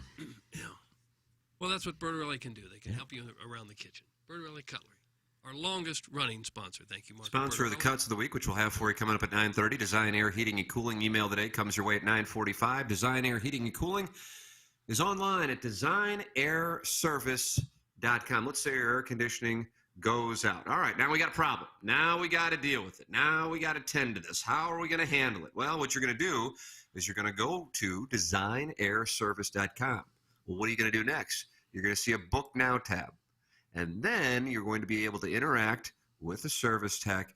And when your air conditioning goes out, it's all about urgency. And what Seth Goldcamp and his team at Design Air Heating and Cooling pride themselves on is getting someone out to your home as quickly as possible, oftentimes same day, to fix that air conditioning. If you have not gotten your air conditioning tuned up for the summer, you have been lucky that we haven't had super hot weather, minus a few days earlier in May. So you can still get it tuned up. And even next week, even though it's going to be super nice, Iggy, I only see one day projected to be in the 90s. And then we have highs in the 80s and 70s. It looks like the weather is going to be absolutely incredible after today. I mean, this looks phenomenal. So get it tuned up now because you know it's not going to last. And you go to Design Air Heating and Cooling's website, designairservice.com, and you support the official HVAC provider of TMA, and that is Design Air Heating and Cooling online at designairservice.com. It is Friday. It is 8:32, and that means it's time for our drops of the week. With no plows, I'm texting you right now. I should have said something. We don't have drops of the week. Well, we haven't had Plowsy the last 2 days. I should have said something earlier. My bad. It's all right. Things are going to happen. You could just played last week's and we wouldn't have noticed. I know. That actually is true. That part right there was true. Mm-hmm. Yeah, but that's Would you have last week's available? No. How about the week before that? We could do that, but just hit any drops. Any drops that have been edited in the past will be fine. We can do anything Tuesday to make up for such a. And it's my fault. I should have said something or taken care of that yesterday. I didn't even think about it. Old drops might be just as good or better. I'm doing this to buy time so I can open some drops. I don't even know if Plowsy saves these. Well, it doesn't matter where he saves them, really. I didn't even think about when he wasn't here. I didn't even think about that. I just said, hey, where are they? I would come in and do it. Play some erstwhile drops. Nice. It's a nice word we learned in the last segment, Iggy. Well, you put him on the spot. Oh. I don't know where he I'm saves sorry. them. I thought maybe we had a whole list of drops. Somewhat out of my element here. We do have a whole list of drops. No, the old computer that I was in charge of back in the day, I knew where everything was. And I could go back to a Friday show from 3 years ago, and in the Fun with Audio folder, it would be Cuts and Drops of the Week. So I could just go pull one. Sure. I don't know where everything is now. Here are some drops from this week. I got that. I mean, that's not bad, right? It's fine. Don't worry about it. Don't worry about it. It's everything is not a big deal. Not a big deal. Doug, it's just not. It will be. It's fine. It's not. But it's okay. Okay, I really had a taste for some nice drops. Here, I'll just play Jackson has a taste for a beverage. What libation are you looking for? Urban Chestnut, baby. Doug, it's Friday. Yeah. I mean, we might not have drops, but you know what we do have? Drops of beer. with that, but we also have, it's time for the Urban Underdog Play of the Week. What's going to be the Underdog Play of the Week? Now, you got the Blues game tonight, but you're counter-programming for some. The Celtics take on the Heat in Game 6 back in Boston. And, well, you might not think this is an underdog play. It's plus money, so you're going to put some action down, and you're going to make more than you put down. Yeah. And the play is Jason Tatum over 5 threes. Oh, Jason wow. Tatum, 5 or more threes, plays plus 250. Now you're thinking, man, 5 threes? But listen, Ime Udoka, head coach of the Boston Celtics, is going to recognize that the Heat are doubling Jason Tatum on the high ball screen, and he's going to let Jason Tatum work one-on-one against the defender. And when he does that, he likes to sidestep for the outside jumper. And if he gets hot at the Boston Garden, at the TD Garden, it's over. It's over for the Heat. They'll be heading home. They'll be heading back to Miami to play golf, and the Celtics will be going on to face the Warriors in Game 1 of the Finals on June 2nd. That's what's going to happen. That's my Urban Underdog Play of the Week. Jason Tatum, 5 or more threes. That's going to pay plus 250. And, you can place that bet, and then you go ahead and try to get some Underdog American Lager, Underdog Lime, and Underdog Pale Ale available anywhere. Quality local beers are sold. That's Urban Chestnut. I pay $100 that he's going to make more than 5 threes, and it pays off $250. Is that what 5 you're or telling me? more. 5. So he can have 5. At least 5 3-pointers. Yep. You're going to be making cash. That's the Urban Underdog Play. It sounds like a pretty good play. Maybe we should ship it. You know he's going to shoot 30 times. Yeah. Well, he's been passive recently, but I think he's going to take over.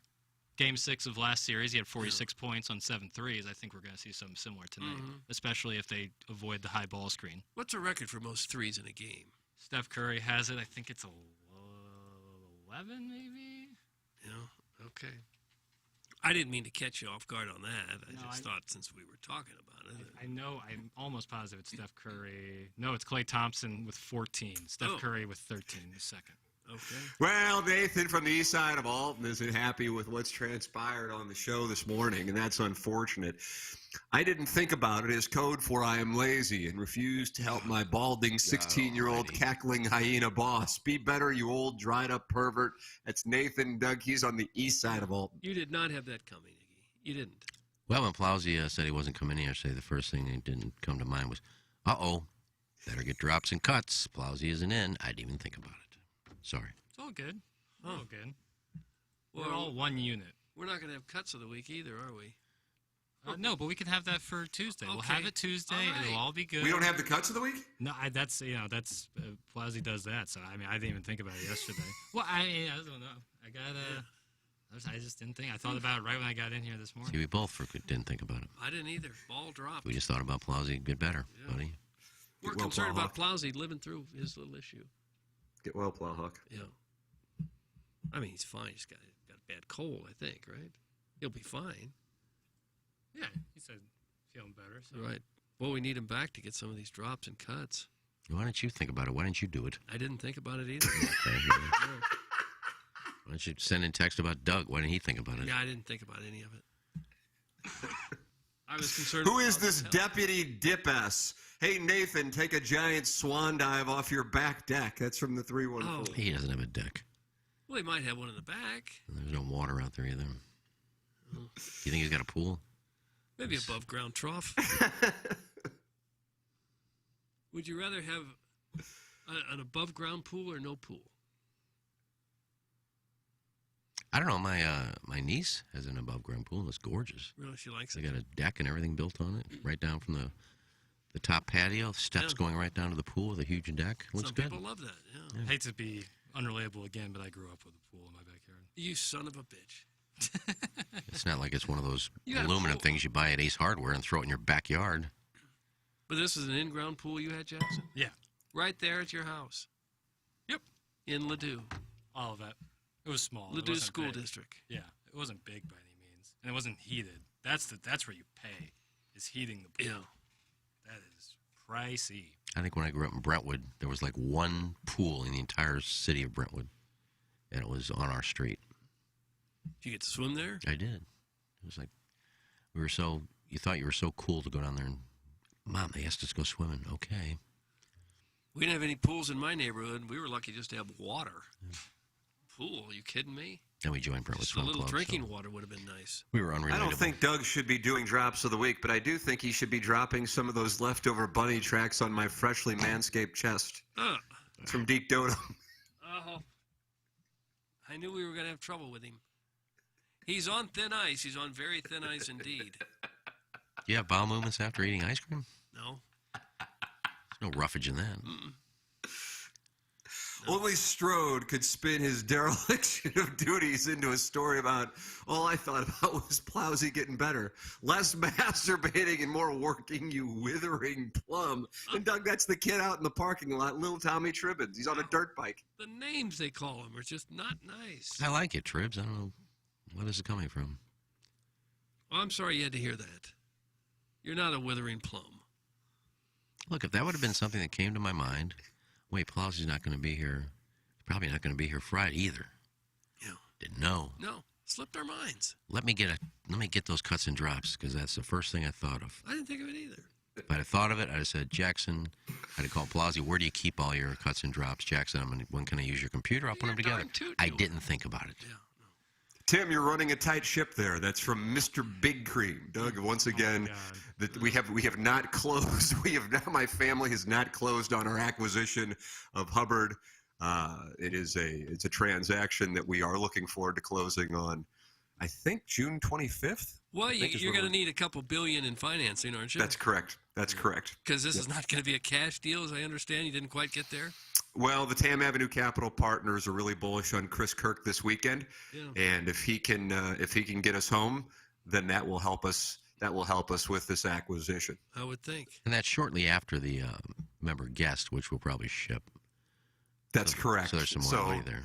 That money will be huge. A lot of revenue coming in.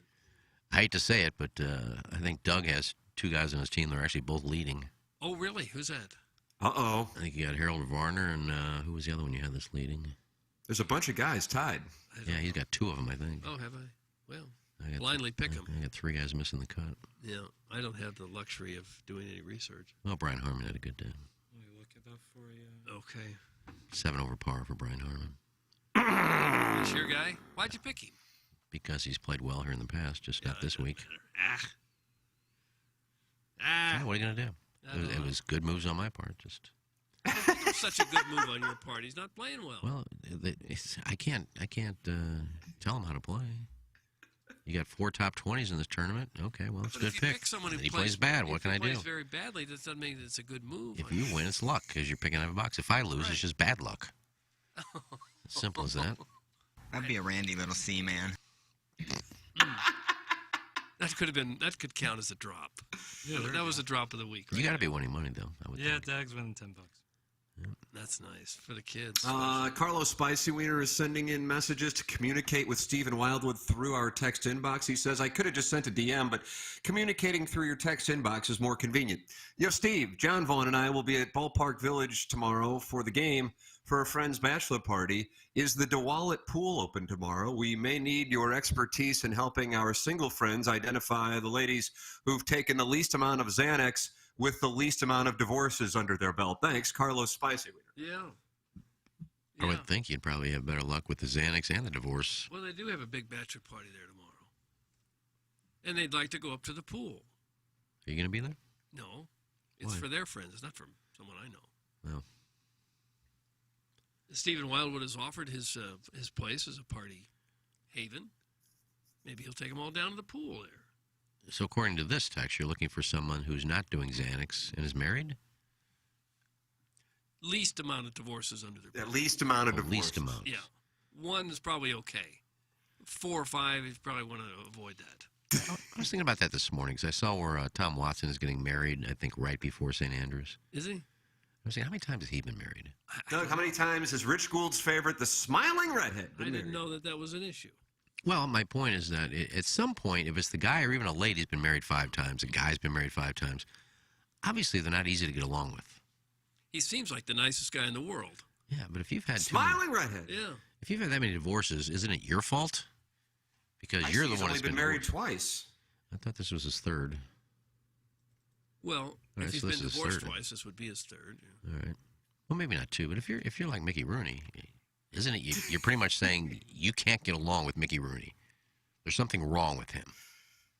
Well, how many did he get up to? Like 7, 8? Elizabeth Taylor did the same thing. Never right? consummated one. Well, she married Richard Burton twice, but yeah, and if she's been married 6 times, then obviously she's impossible to get along with. Well, it can't be that she just happened to marry 6 guys that were awful. it seemed like back then, if you're going back at least half a century, it wasn't that well accepted for people just to live together. If you wanted to live together, you got married. Nowadays, you just live together. We got married and got divorced, so obviously you didn't get along. But if the man has been married 6 times, obviously he's the one that's not, Right. he can't get along with anybody. I'm just saying 6 times, you don't hear that much anymore because people just live together. Well, that's true. Well, Watson, this will be his 3rd. That's only halfway to 6. Well, it's getting up in that area where, well, 2 failed. He's got to be doing something wrong. Unlucky in love. Yeah, it could be. Doug, I have the story for you. Golf legend Tom Watson is engaged to marry a longtime CBS sports executive. The 8-time major champion became formally engaged to Leslie Ann Wade on May 7th while on a visit to the University of Notre Dame, where Ms. Wade was attending a reunion with her college roommates. The couple plans to marry on July 9th in New Jersey before traveling to the Open Championship in St. Andrews. Ms. Wade confirmed the engagement and wedding date to Golf Week, but declined further comment. The pair have known each other for 15 years. Watson, who is 72, is a Hall of Famer and 39-time winner on the PGA Tour. His 8 major titles include 5 Open victories, 2 Masters, and a U.S. Open. His late wife, Hillary, died after a 2-year battle with pancreatic cancer in 2019. Oh, okay. You're going to blame you're going to blame something wrong with his personality when his wife died of cancer? No, I'm saying that it just made me think of that because I thought he'd been married 3 times. We don't blame him now. No, I don't. But I'm saying if you've been married 6 times, now if 5 of your wives died, okay. Now we're talking about that lady who started Bradley University. Lydia Moss. Yeah, Lydia Moss. Yeah, how many times she get married?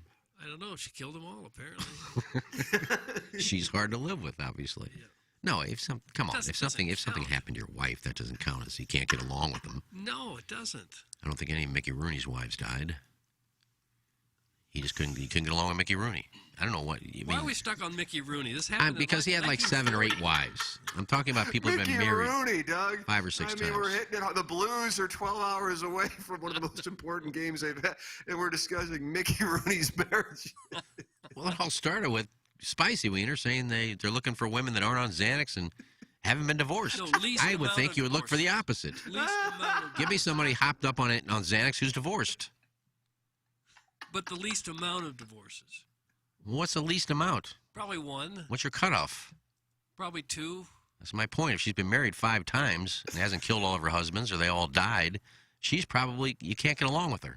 Would you marry a beautiful woman that you thought you had everything in common with? She was beautiful, she was rich, but she had killed her last 5 husbands. Would you still go ahead and marry her?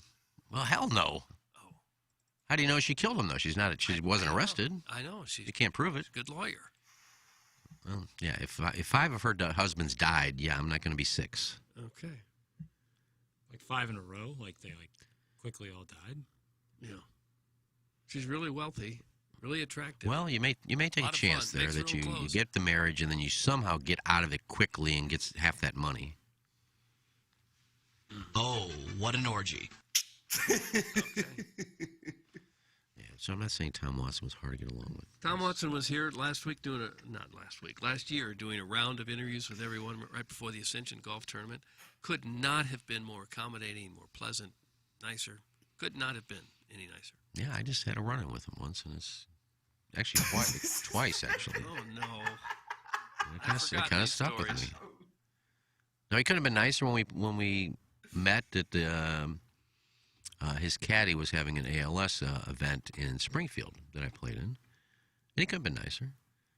But there was a time when I interviewed him,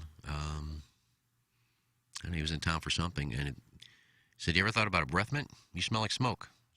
That's something you don't say to a guy. Oh. And then another time I was calling out at a tournament. Tom Watson said that to you. Yeah.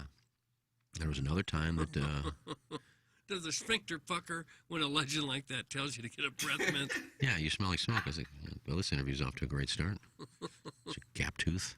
Oh, you did not call him Gap Oh, Tooth. wow. You didn't say that. No, I just took it and said, I'm sorry. Sorry, I just had a cigarette outside. Sorry. Text me and I'll talk dirty to you. And another time they were having a tournament out in Tahoe, and I had the hotel where all the players are staying. Yeah, you had the hotel. I knew where the hotel was and where they were all staying. So I called. And I was getting all kinds of people on All right. to, it was our anniversary of Fairways and Greens. Well, sure it was. Maybe 10-year anniversary, I don't know. About 10 years. And I said, Jay, I'm just going to call the hotel and see if I can get some of these players just to wish us congratulations on a 10-year anniversary to Fairways and Greens. Nice going. And most of them did. 10, 12, 13 did. Sure. Got to Watson. Oh, what I can't believe you're bothering me. I don't do things like that.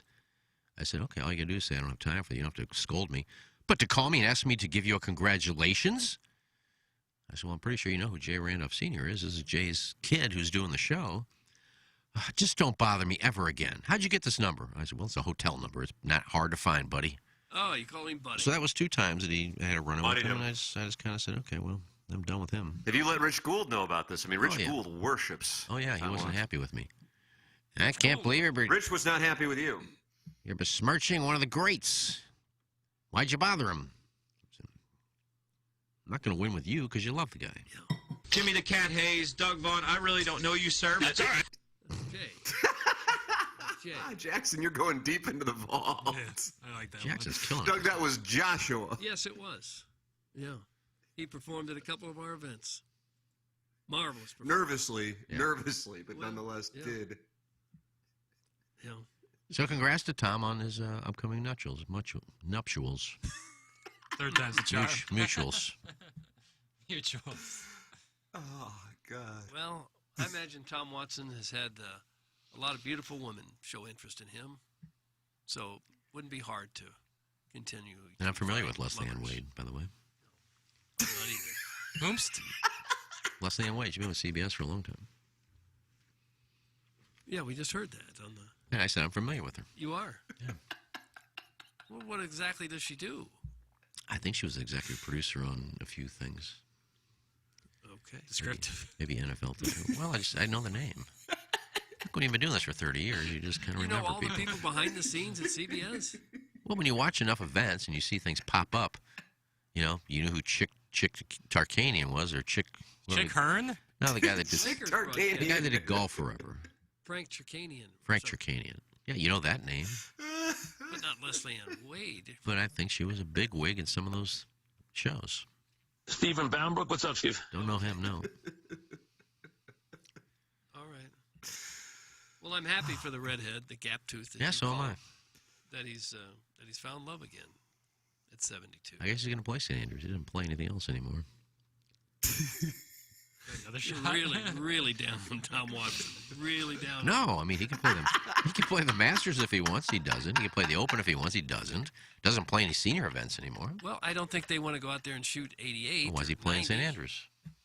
They say he's even popular in Europe. Probably got a huge appearance fee because he won the tournament so many times. The British Open isn't giving former champions appearance fees. Why wouldn't They're not hurting for golfers.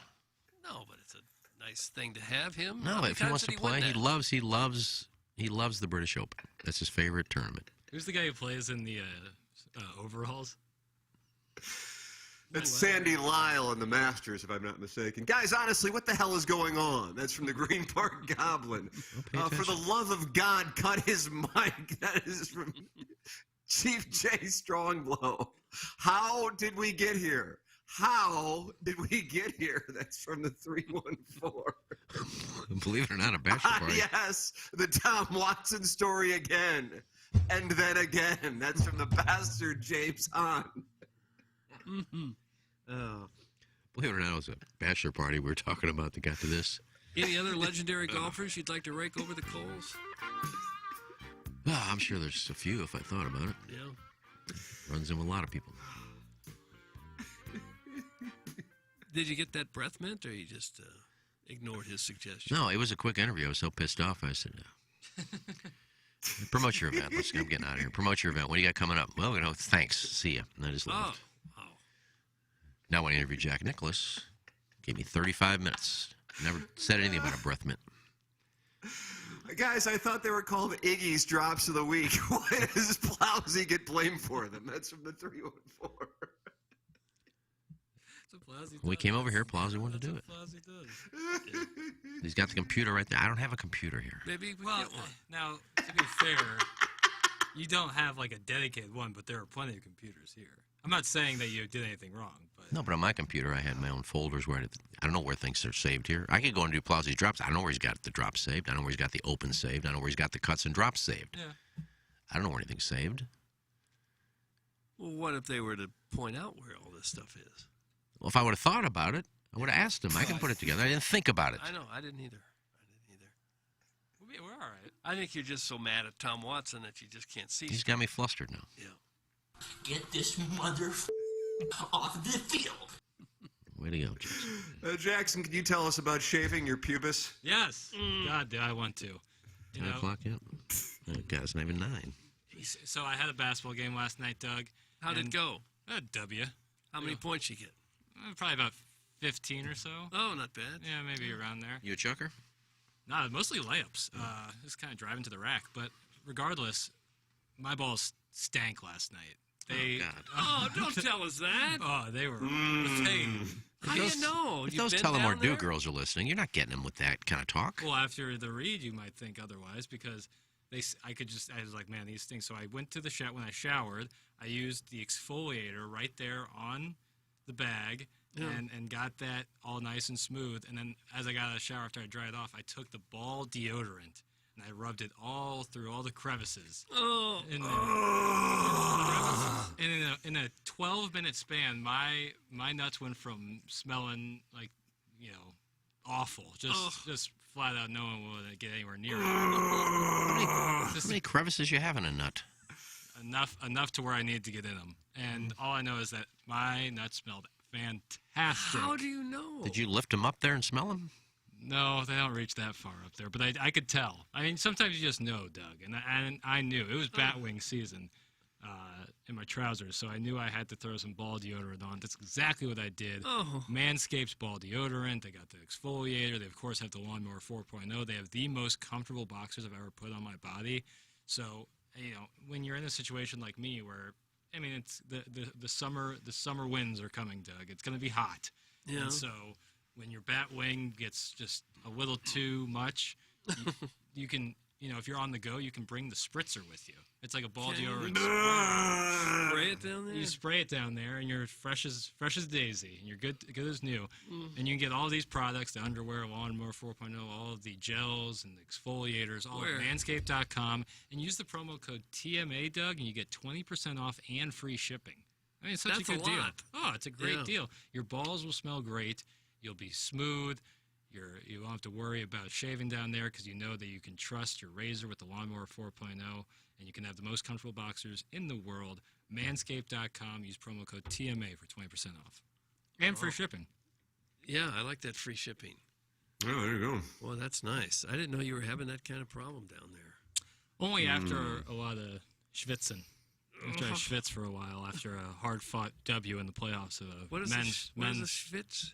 Sweat in Yiddish. It's like a sauna. Right.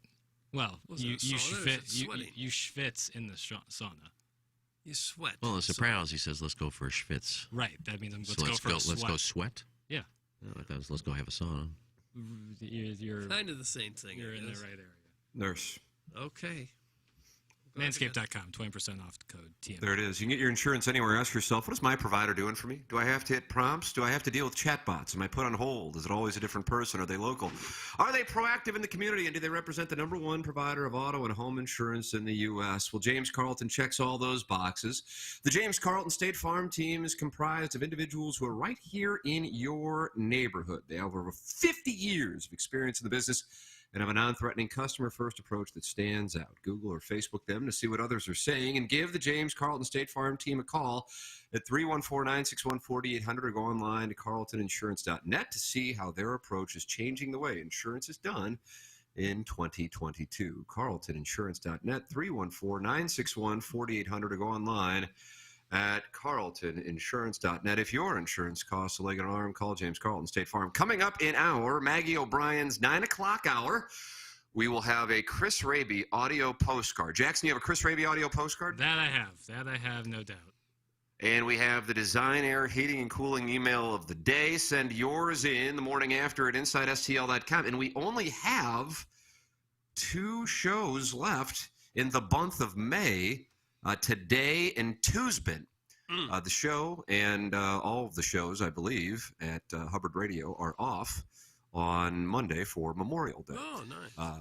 So, therefore, Stephen Wildwood, with a win today, would clinch the Design Air Heating and Cooling email of the month and win 4 tickets to the Cardinals and Pirates on June 14th. But the JV golf coach has 3 wins. Timmy Tom has 2 wins. Hammerin' Hank has 2 wins, and Brian Henshin has 2 wins. So those players are all still alive as we head down the stretch. It's going to be fun to see what happens coming up in the Design Air Heating and Cooling email of the day in the Maggie O'Brien's 9 o'clock hour. And then at 10 o'clock, Balloon Party. Action Jackson and I will head down the hallway to 101 ESPN. I'll do so metaphorically speaking. And then we'll be joined by Jeremy Rutherford as we hashtag get you ready for tonight's Blues and Avalanche Game 6 in a sold-out Enterprise Center in front of 18,000 screaming Blues fans, hoping to see the Blues force a Game 7. All right, we will take a commercial break, come back with more of the Ryan Kelly Morning After. This is 105.7 HD2 FM, The Potted Plant. Hey, it's Jackson for Rosalita's. TMA listeners know that Rosalita's Cantina has the best patio and the best Tex-Mex in town. From tableside guac to piled-high nachos, the amazing menu at Rosalita's is full of classic Mexican dishes. Plus, it's always time for a margarita, and Rosalita's has the most delicious house and specialty margs in town. Enjoy happy hour specials Monday through Friday from 3 to 7, and let Rosalita's cater your next event. Check out rosalitascantina.com or visit the downtown or DePere location today.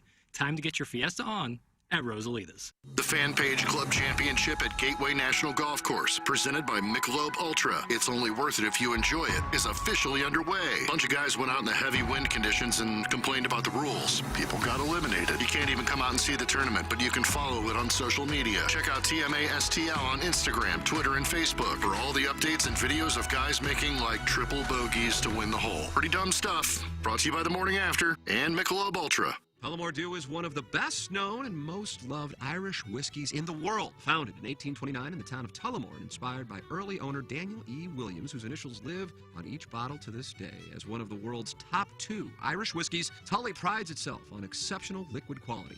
The original triple blend of malt whiskey, grain whiskey, and pot still whiskey come together to create an unrivaled taste and character like no other in the category. Tullamore Dew, Irish whiskey, imported by William Grant & Sons, Inc., New York, New York. Please enjoy Tullamore Dew responsibly. Okay. Hot takes. Yeah. Pepperoncini. Pepperoncini. And now the Pepperoncini Show with Darren Atkins and Ken Stroh. All right, take it, fellas. There it is. That's the open. Pepperoncini. Pepperoncini. Pepperoncini. Pepperoncini. Pepperoncini. Pepperoncini. Pepperoncini. Pepperoncini. We don't know what it is. We don't understand the name. We just know it's stupid. And it's available every weekday, featuring Iggy and the Plowboy. Apparently it's some kind of a podcast or something. Available at TMASTL.com and on the TMASTL mobile app. Whatever. Hey, it's Jackson from Mark Hanna. TMA listeners have a lot to think through financially. Saving for retirement and college while also paying bills and enjoying life along the way. Whether you're like me and starting your financial planning, or if you're already retired, call Mark Hanna. Mark works with you to design a strategy to do your finances right. It's a straightforward approach that starts with a 15-minute phone call to discuss your needs. Visit evergreenstl.com or give Mark a call at 314-889-0503 today. Mark Hanna offers securities through Equitable Advisors and insurance and annuity products through Equitable Network, LLC. This is Tim McKernan. I'd like to tell you about a company I started just a couple of years ago and they still own. And it's called Sound Story. It's essentially a 1-hour interview that we do either in person or via Zoom with mothers, fathers, grandmothers, grandfathers. They come in and they tell their stories, education, growing up, and of course, family stories, the wisdom that they can share with their loved ones for generations to come. It's an audio heirloom. It's Sound Story. To learn more, go to mysoundstory.com. TMASTL.com. The Fan Page Club Championship at Gateway National Golf Course, presented by Michelob Ultra. It's only worth it if you enjoy it, is officially underway. A bunch of guys went out in the heavy wind conditions and complained about the rules. People got eliminated. You can't even come out and see the tournament, but you can follow it on social media. Check out TMASTL on Instagram, Twitter, and Facebook for all the updates and videos of guys making like triple bogeys to win the hole. Pretty dumb stuff. Brought to you by The Morning After and Michelob Ultra.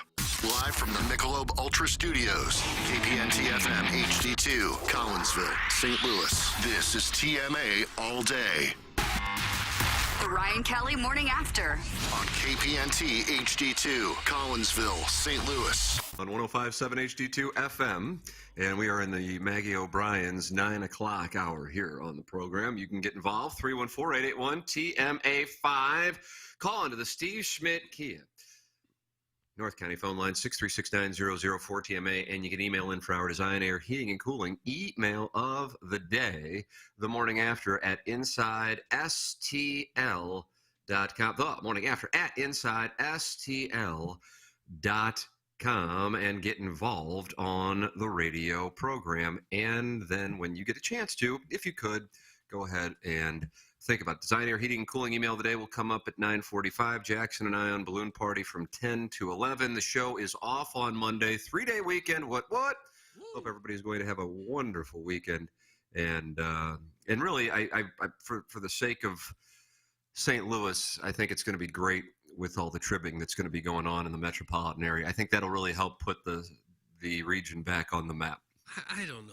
I mean, does anybody really monitor that? Is there a national news source I do. that monitors it? I mean, I'll be in bed by, 10 and then up for Little League early in the morning, but, I'll still be having a pony show in my dreams. Oh, will you? Yeah, you're a lesbian, too. There doesn't have to be trimming to have a big weekend. And I don't know that hockey games cause it. Friday night, Saturday night playoff games do. Look up the numbers. You sound like an ass right now. Okay. This is ridiculous. All right, sorry. Thank you. I just love playoff hockey about as much as anything going. Approved. Yeah. Mount Rushmore. Okay, this is a new thing to do. Okay. A Mount Rushmore of your 4 favorite sporting events. Oh. Well, I guess it would be a Stanley Cup that my team is in. Stanley Cup playoffs. All right, there you go. Yeah, it's not if my team is not in it. It wouldn't make them out rushy. But if the Blues were contenders, I think that would be number one. Then it would be the baseball playoffs if my team is in it. Cardinals are in it. And then I suppose it'd be the Super Bowl. And then after that, I guess it would be the college NCAA tournament, maybe after that. That's pretty good. Mine would go March Madness, the Masters. Can we count the World Cup? Yeah, of course we can, baby. You're a beautiful, beautiful baby. You can. World Cup and then the finals. The finals. And when you say the finals, you talking about the associations? NBA. That they have their elitist snob. The cursive writing says the finals. People know. So those are my British 4. Open And I'm actually open. really, really happy with those 4. I'm really, that's rock solid. World Cup that happens every 4 years, and the United World States Cup. men's team hadn't been in it in 8 years? They were in it in 2014. So yeah, well boy, I think but they're going to be in this year. Are they? Did they get in? Yeah. Oh boy. Okay. Jackson, I really like a number of your plays. I'm going to go Stanley Cup playoffs, Masters, World Cup, and then because it's like you said, Doug. If you take the Cardinals out of it, my interest in baseball playoffs is so low in comparison to what it used to be. It actually surprises me as I think it, and then vocalize it here on the show. The Masters is absolutely there. The World Cup is absolutely there. If the Blues are in the Stanley Cup playoffs and the Cardinals are in the baseball playoffs, then it locks it up for me. Now, if you take them out, of course I still have the Masters and World Cup in there. Then I'm probably, I guess Super Bowl. And I really like college football, but I'm trying to figure out what in college football. Maybe the day where you have the back-to-back playoff games, but I feel like that might not necessarily be. Yeah, maybe rivalry Saturday. You know, when you have Auburn, Alabama, and Michigan, Ohio State. I don't know. NCAA tournament doesn't get in there? No, not even close. Oh, not even on my radar. Actually, it might not even be my top 10. I'd put the NBA Finals ahead of the NCAA tournament. For me personally, I know that puts me in a minority, but I'm just college basketball. I have zero interest in it November through the first week of March, and all of a sudden I care about people I haven't been paying any attention to. It just isn't where I am. I mean, I know a lot of people are. I'm just explaining my perspective because I'm sure a lot of people wouldn't have World Cup in there. No, I could go 20, 25 deep and never get to the World Cup. I'm not that interested. But when it's on in the United States, is in there. If the USA is in it. You know what used to be in there, and now it's probably not in anybody's top 10, and I guess it's because of COVID, the Olympics. I used to love there for me. I used to love the Summer Olympics. Didn't watch a second of it. Yeah, I'm there with you on the Olympics. Yeah, that used to be the crowning jewel of all sports. Yeah, no, I couldn't care. I mean, if somebody wins a race and there's nobody in the stands, and that's got something to do with it. Yeah. All right. I'm with you. The Masters, though. Masters is my number one. Really? Yeah. All right. Yeah, I don't know if it's because it's a different. The Masters is so different than, say, when the Blues are in the Stanley Cup playoffs. It's such a different type of experience watching it. But I can't get enough of it. And I love college football, but the college football thing is more late August through whatever point. Sometimes I'm interested in the national championship game a great deal, sometimes not as much. I mean, this year you saw Alabama and Georgia play each other twice. I don't know. I mean, but there were so many weekends. And I have to say, with the NFL expanding the playoffs, I feel like this year we had some incredible games. But, you know, that then you just go NFL playoffs. I don't know if I would put that in there. And I think part of that is me just being emotionally pissy about the NFL in St. Louis. You know what I mean? Tim, in the Fan Page Club Championship, Tim in the Dotem, Tim at the Chuck-a-Luck booth at St. Gabriel's Picnic, and anything else Tim is involved in. That's my Mount Rushmore. That's from Manute Bowl eligible. Shame on you for your eliminating. Ultra eliminating. I don't believe, and I could be wrong, I would venture to guess Tim has never been running the Chuck-a-Luck booth. I have not, but I have played when Matt Rocchio is, and it's an honor. Oh, was his Guma close? You know what used to be my number one? No, what? Bowling. I thought you just said Olympics. Well, it was. Well, it's always been the Masters. But back in the day, before I really got into golf, back when you knew who the players were, Wimbledon, when you had McEnroe, Connors, Borg, even Ilie Nastase, you had players you knew. I couldn't name one man on the men's tour right now. Rafael Nadal? Well, him and Federer, but they're both like 50. Roger Federer. What about the Joker? Yeah, Novak Djokovic. Yeah, he's so boring to watch. Well, he's fiery. Come on. But back in the day when, you know, it wasn't a 150-mile-an-hour serve, there was no volleys. But back in the day, everybody knew who those players were. No, you don't know who any of those players are. Even the women yet. Capriati, Graf. Tennis was huge, as was boxing.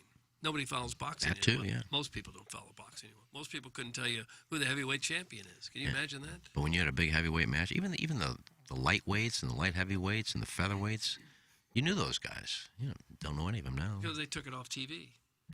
You got to pay to see it all now. So people stop watching. Where's NBA Summer League fall for you guys? Oh, right up there with the things I would rather watch paint dry. Doug, we have some news, not necessarily surprising news, but the start time of Game 7, should it take place, will be at 7 o'clock on Sunday in Denver. Okay. And that would be on TNT. So just on the off chance that there was a thought that Game 7 would be on Sunday afternoon, I'd never really thought that, but it has just been announced by the NHL that Game 7 would be at 7 p.m. on Sunday. Okay. Is the Rangers series still going on? The Rangers are up against it. They will try to stave off elimination STAVE. tomorrow night That's correct, at Madison Square Garden. Right. That'll be a 7 p.m. start as well, Wiggy. The Blues, Doug, we have a stave situation in downtown St. Louis today. Yeah. After the Avs had taken a commanding 3-1 lead. That's right. And the Cardinals can stave off a chance of getting swept if they can win tonight. No, it's just they've only played one game out But of if they lose four. tonight, there's still that chance they get swept. If they win, then they staved off that chance of getting swept. I guess. That's pretty negative. By definition, is it accurate? Yeah, probably not. Maybe that last game of the series, if you've lost the first three, you're trying to stave off a sweep. Yeah, you're always trying to stave off something. You go have sex with a stranger, trying to stave off an STD. Oh. Do you announce that? Or is it just kind of... No, I'm just throwing it out as an example. When was the last time you had sex with a stranger? Clip that off. Stacey McMillan. Rather not answer that. Is that a guy or a girl, Stacy? Stacey McMillan. If I had sex with Stacey McMillan, yeah, I don't know who that is. That would be a stranger. You've never been intimate with someone you don't know, have you? Come on. Clip that off also. There's a lot to clip off. You meet them beforehand, right? There's not just eye contact. Well, yeah, the only way, I mean, in that context, yeah, you're closing your eyes and just saying, any girl out there, come with me, I'm not going to look. That would be a stranger. If you say hi to somebody and you have sex with them, I guess you're no longer a stranger. You've met them. It's happened that easily for you? Well, yeah, you go to a bar and you meet a girl and you go home and sleep with them. That would be a stranger. You've known them for an hour. I don't know that counts. You're trying to stave off venereal disease. I don't think that counts as a stranger. Well, then what is a stranger? If you have sex with a stranger, you just go into bed and lay there and say, I got my eyes closed. Anybody wants to come and have sex with me, jump on me. No. That's a stranger. No. In your definition of a stranger. That would be that's your only way of being a stranger is never seeing them. But if you meet someone at a bar and you hit it off, they're no longer a stranger. Right, well, then you can't have sex with a stranger. There's no such thing as having sex with a stranger. That was kind of my point. Like, it would actually, like, a real stranger would be like if someone just crawled into bed that, like, you actually just Well, met. or if you didn't really talk to somebody.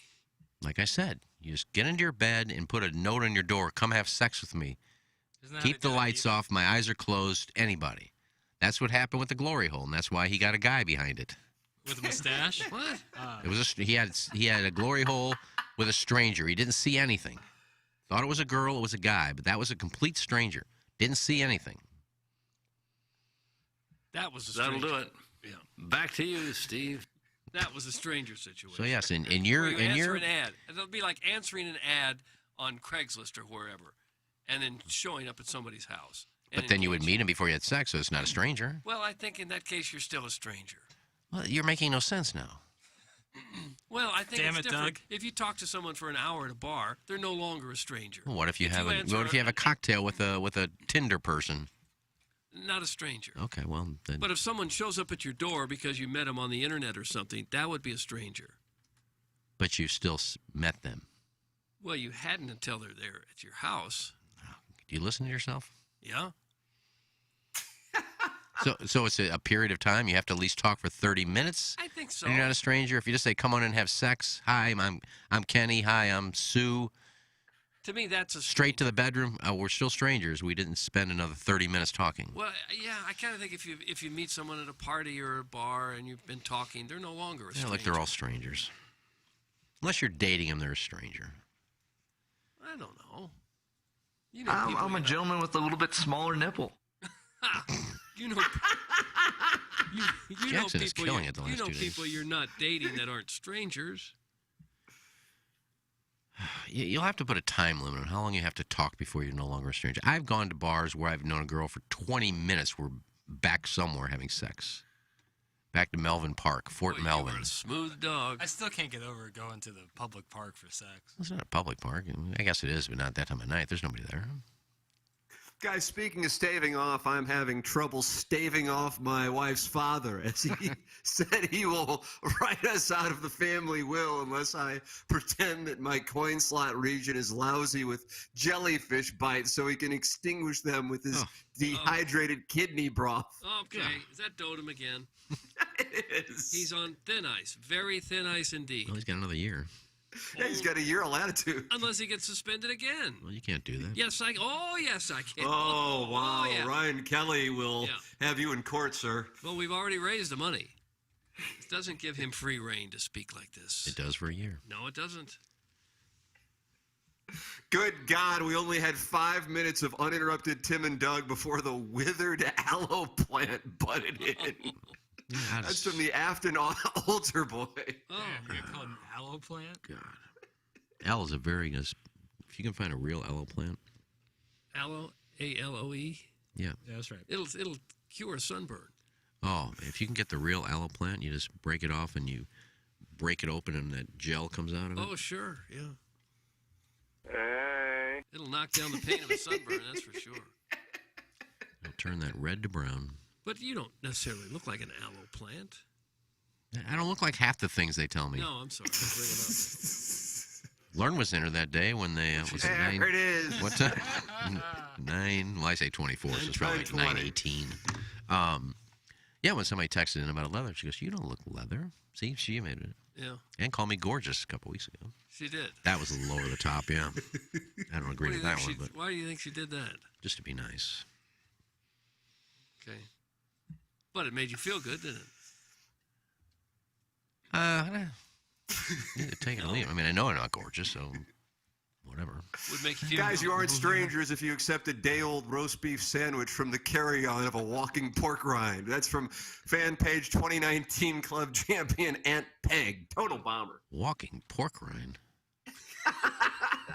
God almighty. That's a new one. That is a new one. But Iggy, didn't you used to have the door open just a little ajar at Hito, and that meant come on in?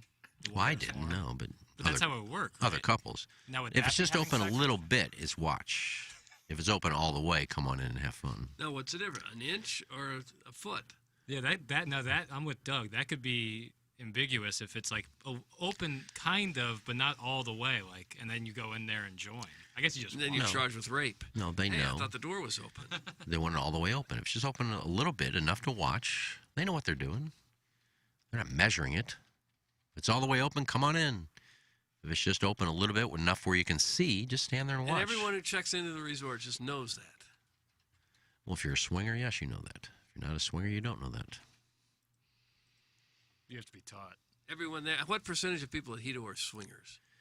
Now, probably all of them. It's turned into a swingers resort. Well, that's why you were there, wasn't it? Nope.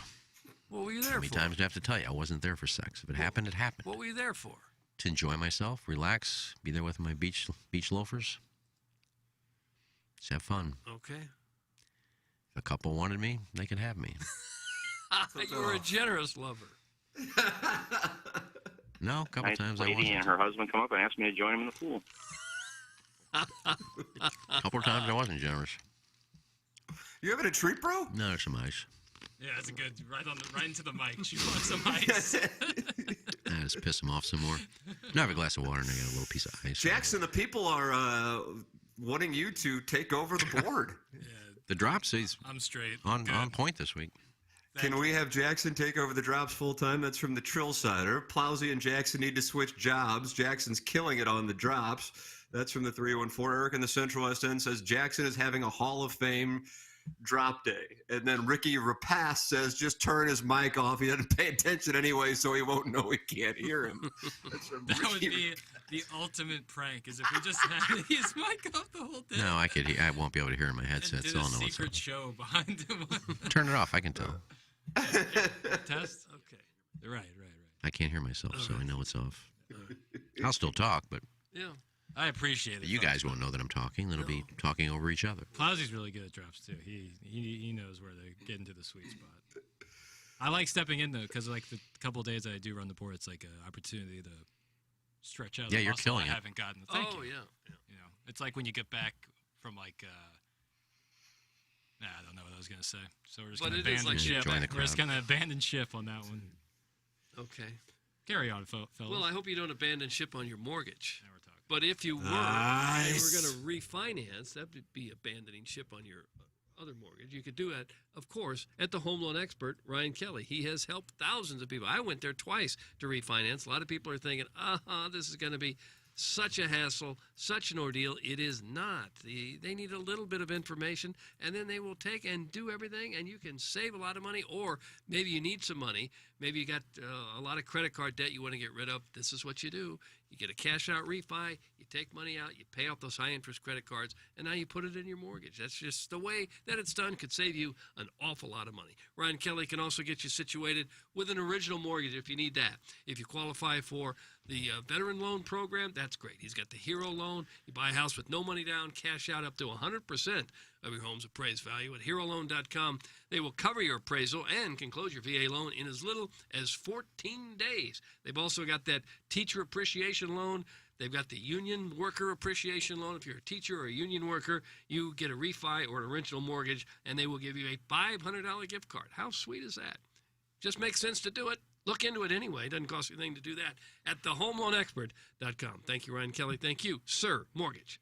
There it is. And if you are looking to start your weekend early, do so with the fine people at Fistful of Bourbon. That's right. Long weekend, Blues, playoff action, Cardinals and Brewers, 4-game series. Well, there's a new whiskey in town. Fistful of Bourbon's the name, and going down easy is their game. The kin behind Fistful has spent over 100 years concocting the finest blend of 5 whiskeys this side of the Smokies, making it the smoothest bourbon your mouth will ever feel. This is the kind of complexity that can only be accomplished with good old-fashioned hard work and sound alchemy.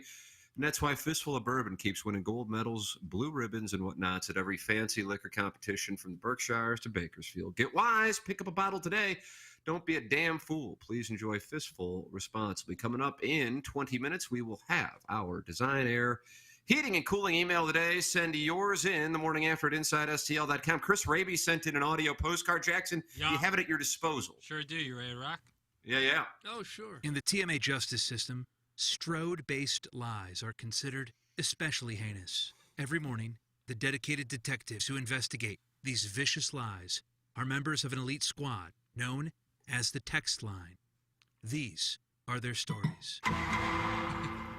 Uncle Leo's is back for our Friday night is pizza night promotion this week. Joe and John Myers we're gonna rehash this thing. Uncle Leo's in the Michelob Ultra Studios.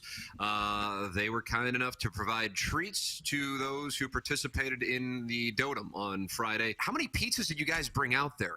We ended up doing 50 pizzas. Oh my God. Doug, I do think we could have probably gone through 100. We had 50 pizzas, and it's almost like each person had a pizza. So my wife and I were going, well, there's none left, so let's head on out to Tesson Ferry and pick some up. We'll go from North County to South County because now we are fiending for it.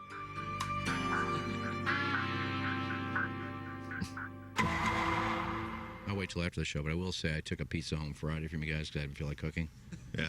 Oh, Dougie swiped one of the pizzas. Oh, boy. Of course he did. We ran out of pizza. All right. I drove to South County to spend money. Iggy swiped one. MFer. A piece or two would have been nice. Oh, man. Oh, brother. I'm about to go into a live read, but I just saw this pop up. You saw Fozzie walk over and grab 2 more pieces? No, I did not. I saw a text. Tim saw Fat on Friday take 4 pizzas and get into a car. Oh, no. Now that you said that there were only 50, that is rough. I need a witness to corroborate. Iggy brought it up before you got a witness. the show, yeah. You saw it? You saw it, Iggy? Alvin Mack pointed it out, and I looked around, and one guy had 4 boxes, and another guy had 2 boxes. They just picked them up. Just took boxes. Before they were even open. And you didn't recognize? I mean, it doesn't matter. If anything, if you would recognize them, it would make it worse because then it's one of our own. That's so good. No, I didn't recognize who they were. Or else I would have said, get back here. But it's not my job to say, hey, don't take those pieces. But, yeah, they went to their car. If you are interested in some pizza, we have Friday Night is Pizza Night, and our partner this week for Friday Night is Pizza Night, Uncle Leo's. How do you do? If you haven't had Uncle Leo's, you have got to try it. I think that's my play Friday. Uncle Leo's? Uncle Leo's? Uncle Leo's in the hockey game. Can't complain about that. Yeah, I think I will. Yeah. That'd be nice to sit down in front of a large screen TV with a big Uncle Leo's pizza. Chicken wing. I had some of their sausage pizza Friday. I had a couple pieces. I didn't take a whole box like some people. I just corrected myself. Any update on the Pizza Bandits? No, haven't heard back from Smitty. Please pull the audio of the Baconator saying he took an entire pizza Friday and then how he bailed on it when calling out the fats that stole like he did. He is the thief of all thieves. Well, I misspoke. There you go. Did you? Because I took a pizza home Thursday. It should be over. A pizza or a piece? A pizza home Thursday night. Took the whole pizza. I'll wait till after the show, but I will say I took a pizza home Friday from you guys because I didn't feel like cooking. Because I took a pizza home Thursday night. I'll wait till after the show, but I will say I took a pizza home Friday from you guys because I didn't feel like cooking. Well, I misspoke. I'll wait till after the show, but I will say I took a pizza home Friday from you guys because I didn't feel like cooking. It's not my job to say, hey, don't take those pieces. I'll wait till after the show, but I will say I took a pizza home Friday from you guys because I didn't feel like cooking. Should go back to where I said I took one Thursday.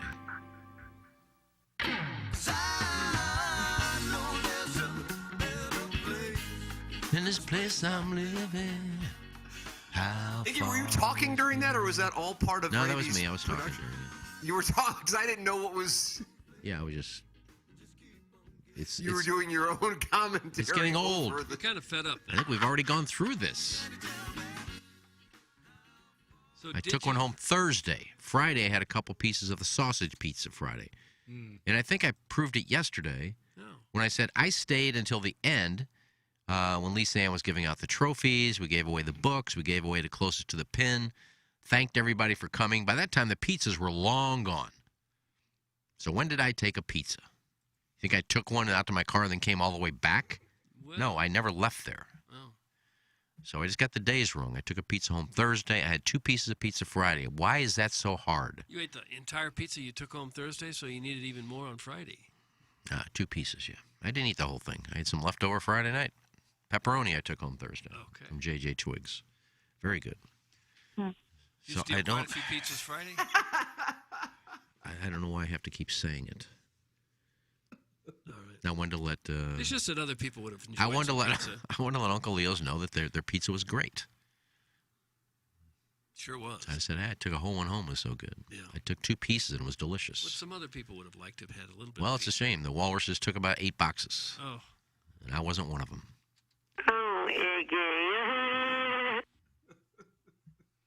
Yeah.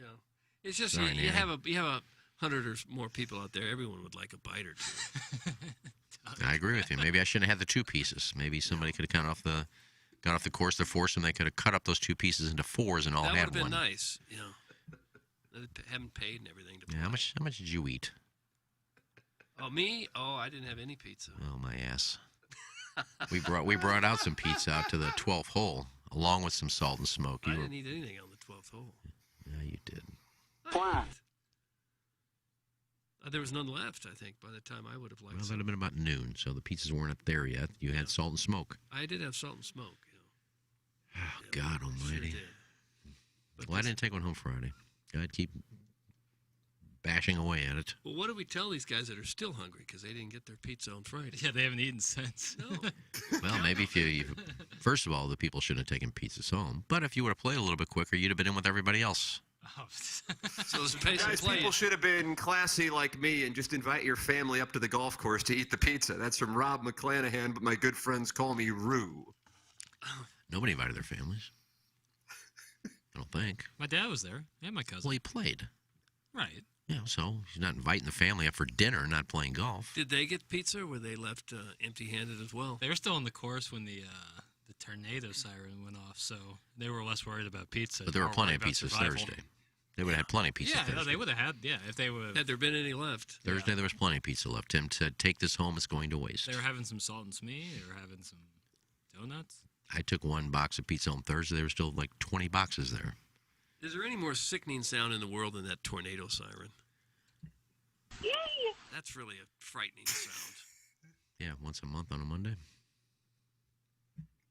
Well, when they're testing, it doesn't get you. I can think of But worse sounds. when you know it's the real thing and you hear that sound and it's close, that's really Fingernails on a chalkboard do it for me. that doesn't come up very much, does it? Has anyone? Well, how often have does you a ever tornado been- warning come really up? been around a chalkboard when anyone ran their fingernails down it? Yeah. That actually Citric happened? and Patricia. She couldn't handle that chalk. Her nail was always coming off the chalk. 55 years ago, maybe? Her nail was always coming off the chalk. She couldn't handle it right.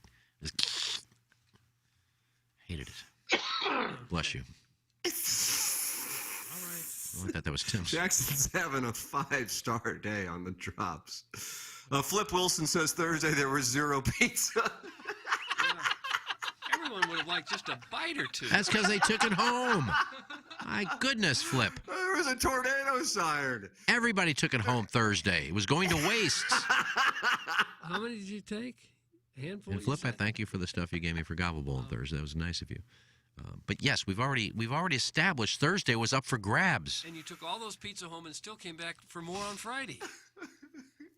Guys, my group didn't get any salt and smoke or pizza on Thursday. I don't doubt it. Well, salt and how in the hell is that possible? Yeah, no, if that's you a didn't lie. If you didn't get salt and smoke, then they were all sitting in the It's pavilion. like 4 tables full of boxes.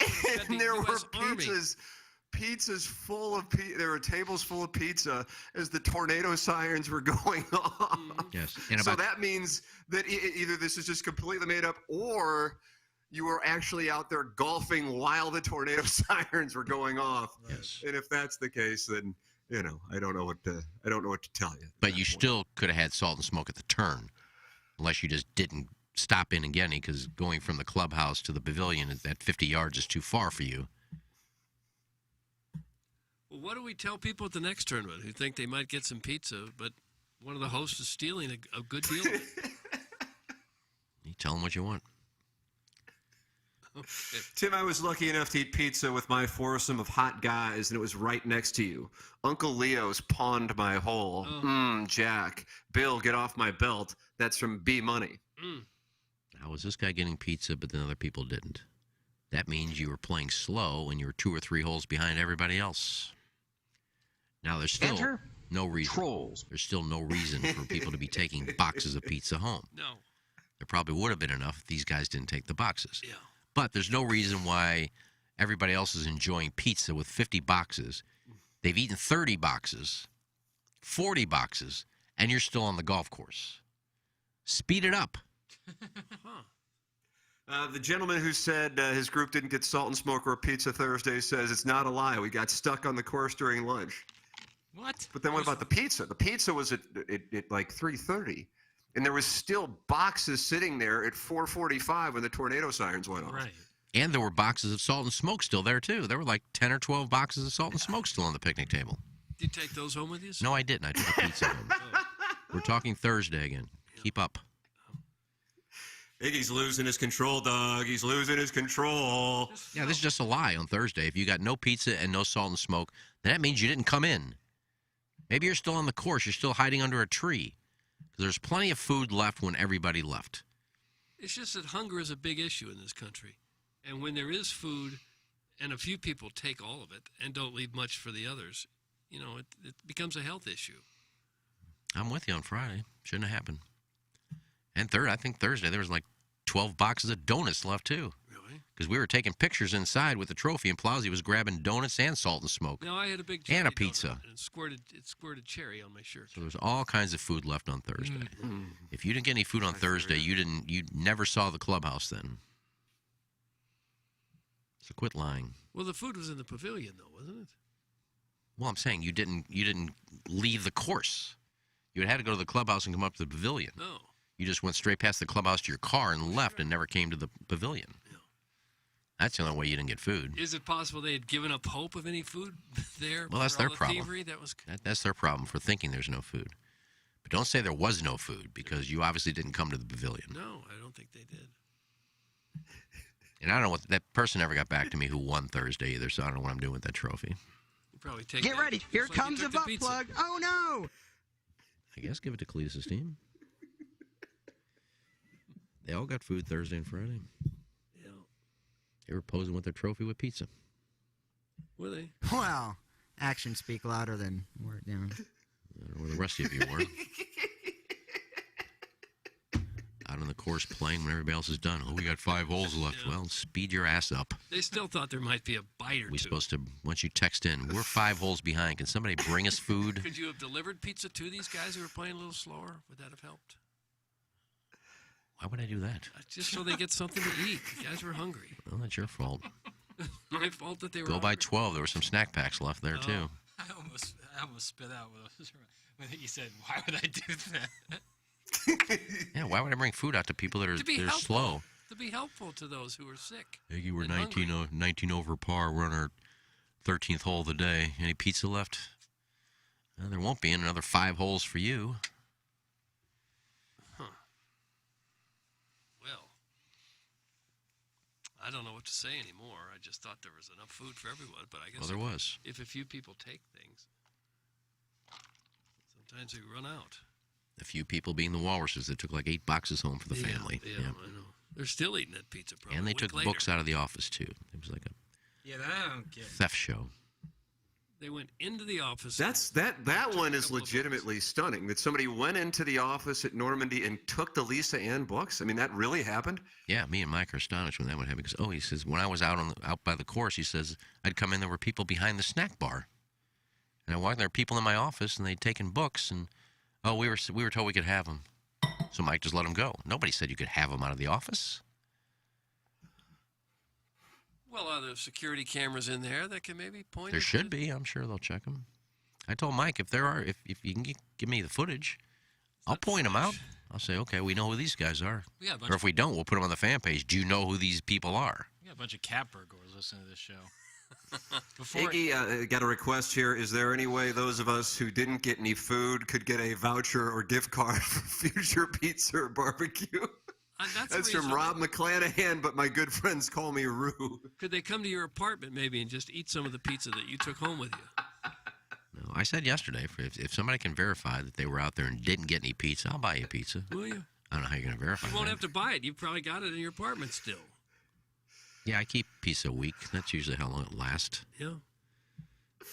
You can't verify that any of these people didn't eat. They probably ate about 9 boxes themselves. I got none. You think maybe some They of were the, out of it when I came in. I only had 6 pieces, man. Is it possible some of the walruses thought that as a tournament we just had run of the entire course and that included the clubhouse Yeah. and offices and everything else? I thought everybody here is with the show. Yeah, I'll just wander in here also. This doesn't include, and they're probably in there getting bratwurst. The salt and smoke wasn't enough for them. They got their 1 box. I'm still hungry. I'm going behind there getting my own brats. Load it up. That doesn't mean you got run of the place. You don't go into the office Slow and take play. things. They were scrambling for their lives because they were in the middle of a tornado that the Strodecast missed. Thanks. That's Mr. Bojangle. Well, yeah, All right, well, then you scramble on in. There's plenty of food in here on Thursday. Grab a box and run to your car. I did. Unbelievable. Dotem. What was that? Come over, I'll spray you with some. Oh. You filthy boy slut. Hey, come on. That was my- Was that hidden audio? That was my cooking show. People actually watched. That asparagus broth is unbelievable. Dotem. Come over, I'll spray you with some. You filthy boy slut. What's going on? Was that audio someone picked up from the restroom or something? I think it was my cooking show. You said that on the But that's been canceled by CBS executive Leslie Ann Wade. No, I still did it. I just didn't talk. You didn't speak the entire show. I said hi to people, but I said, I'm not telling stories. I'm not talking. Just That's unless- captivating. unless I You were get- angry that nobody was watching. Unless I get to 20, it's going to be Helen Keller. Or, what did I say? Oh, I think I said Charlie Chaplin. Silent movie. If I don't get, and I didn't get to 20. Get screwed. I didn't get to 20, so I just kind of, hey, Steve, hi, John. I mean, that's all I just said hi, and then I just cooked. Hey, I gotta use the restroom real quick before we do. Again? these. This happened yesterday. I've been running the board here for now 2 hours and 43 minutes, and then I gotta go run the board at 101. If I don't, I'll implode. So Go ahead. We no won't- swearing. No swearing. We won't cuss. We don't cuss. Where's the dump button, just in case? Man, we got some small bladders in around here. I've only gone once since I've been here. How many times have you gone? None. Yeah, well, good for you. Guys, Iggy spent a week warning of donut thievery and then spent 2 days in a well-planned Lufthansa-style pizza heist. Hashtag irony. That's from Minute Bowl eligible. All right, well, I don't know what you're talking about.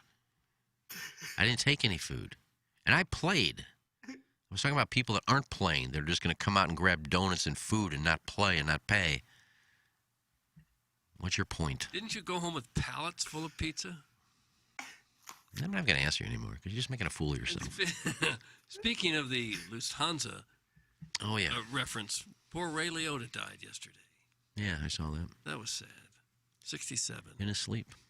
Yeah. In the Dominican Republic, filming a movie. A lot of people loved him. Yeah. Oh, I loved him as an actor. Yeah. Only 67 years old. Right.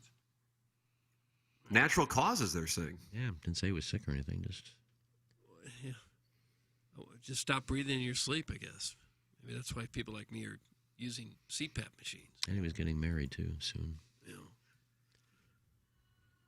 Well, Jackson's thoughts back. and prayers. And also the drummer for Yes passed away yesterday. It's been a horrible year for celebrity deaths. I mean, there's been a lot of them. Well, I didn't mean to kill the mood with that. I just thought maybe we'd point that out. We're talking Ray Liotta. Ray Liotta, yeah, rest in peace, man. My whole life I wanted to be a gangster. Now, why? It's the opening line of Goodfellas. Oh, okay. And then you're not talking about yourself. And then is it Rags to Riches just plays right after that? Is that the song that plays right after that?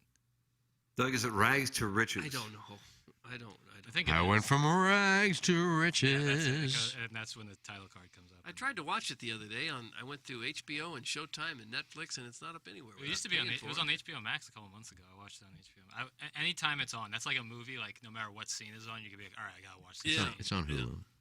It's what? It's on Hulu. Like if Pesci and Liotta are sitting outside the Bamboo Lounge and he's asking him to go on that date, I'm in for a good hour because that's gonna lead right into the prison scenes. And I'm so in. I love Goodfellas. Ray Liotta's really good in it too. Yeah, he is.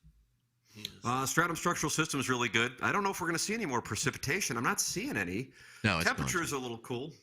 It's going to rain, Iggy? No, this is moving out later on this morning, early afternoon. The sun comes out, and then we're good for over Memorial Weekend. Sun's going to be out. Tomorrow's going to be a little chilly, maybe mid-70s, and then 80s and 90s.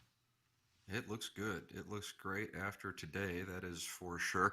But if you ran into some waterproofing issues with all of the storms, make sure that you're doing business with Stratum Structural Systems online at stratumrepair.com, and you're working with Matt Ford and with Brett Groman of Stratum. Think local, think Stratum at stratumrepair.com, 314-620-8153. They're known for their integrity and authority with over 5 decades of combined structural experience in basement waterproofing and foundation repair. They're in Chesterfield, Missouri. They are in Columbia, Illinois.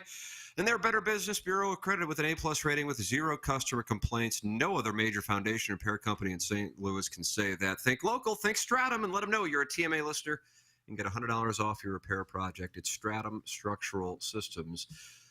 Online at stratumrepair.com. And if you get a moment, think about it. You're right. That's actually exactly what it is. Jackson, if you had a chance to filter, you probably haven't. No, I have. Oh, you have? Yeah, we're filtered. Okay. I mean, low amount of emails today. People really aren't. I don't know what the deal is. Maybe it's Plowsy's absence. They're just not feeling it. I don't know. But we only have 3 in the filtered file, 4 sent total. And the one that didn't make it is just awful. God. We don't need much from Dotem. We've heard enough from him.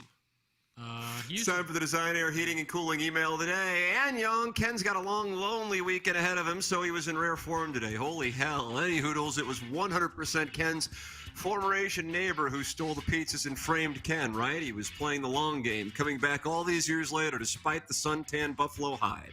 Somebody waved to someone standing behind my fellow countryman, which he took as a green light to ransack the food stand. I know this because us Koreans hold grudges with the best of them, unlike Boots, who definitely does not hold grudges, but is still upset with Tom Watson for telling him he smells like stale smoke.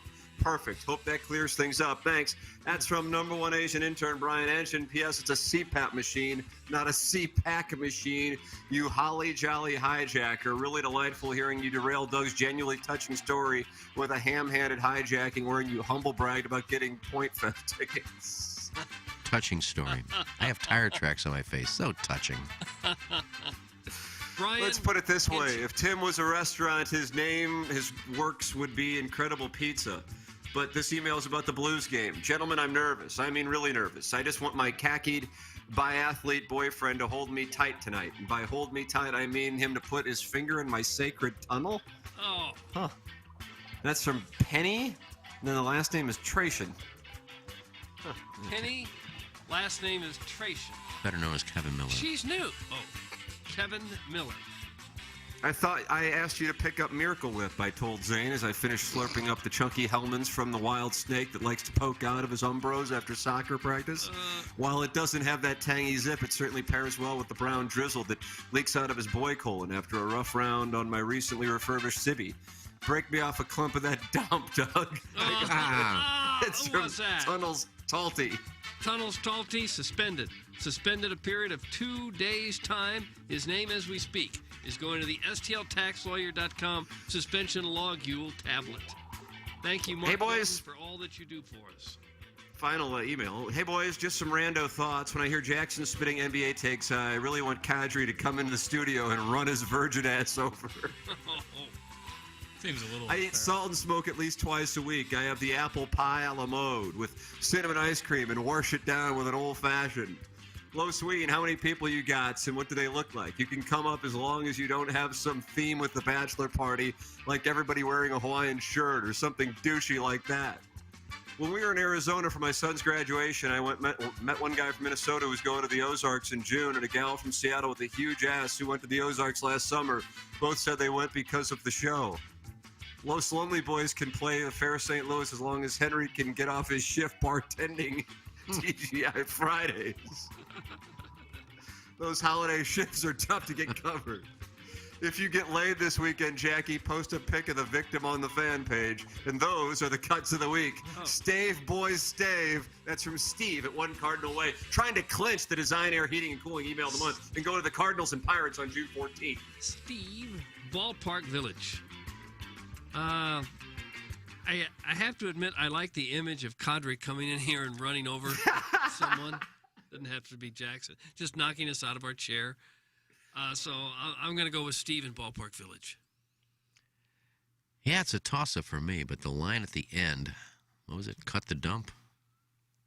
Break me off some of that. I think he said something horrible. Well, whatever it was, I'm going with Tunnels Talty. He got suspended. God, it's so... I mean, I've really been put to the test. They're putting me to the test this week. I'm going to go with Steve at One Cardinal Way. Oh, Steve at One Cardinal Way. Yeah, that's a nice one. And he has shipped the Design Air Heating and Cooling email of the month with the win. There's something about Stave, boys, stay, and Kadri running over Jackson in the studio. I think I could hold And my then own. just saying it was a hockey play, of course. Time for us to shut it down. Balloon Party coming up next on 101 ESPN. You can ask your questions of Jeremy Rutherford. He's going to join us at 10:15. Blues and Avalanche tonight. Can't wait. Long weekend for us here on TMA. We'll be back on Tuesday for Action Jackson, for the Plowhawk, who we hope gets well, for Kenneth Iggy Strode, for my brother Kevin, for Douglas Elvin Vaughn. I'm Tim McKernan. This has been the Ryan Kelly Morning After on 105.7 HD2 FM, the Potted Plant from the Michelob Ultra Studios.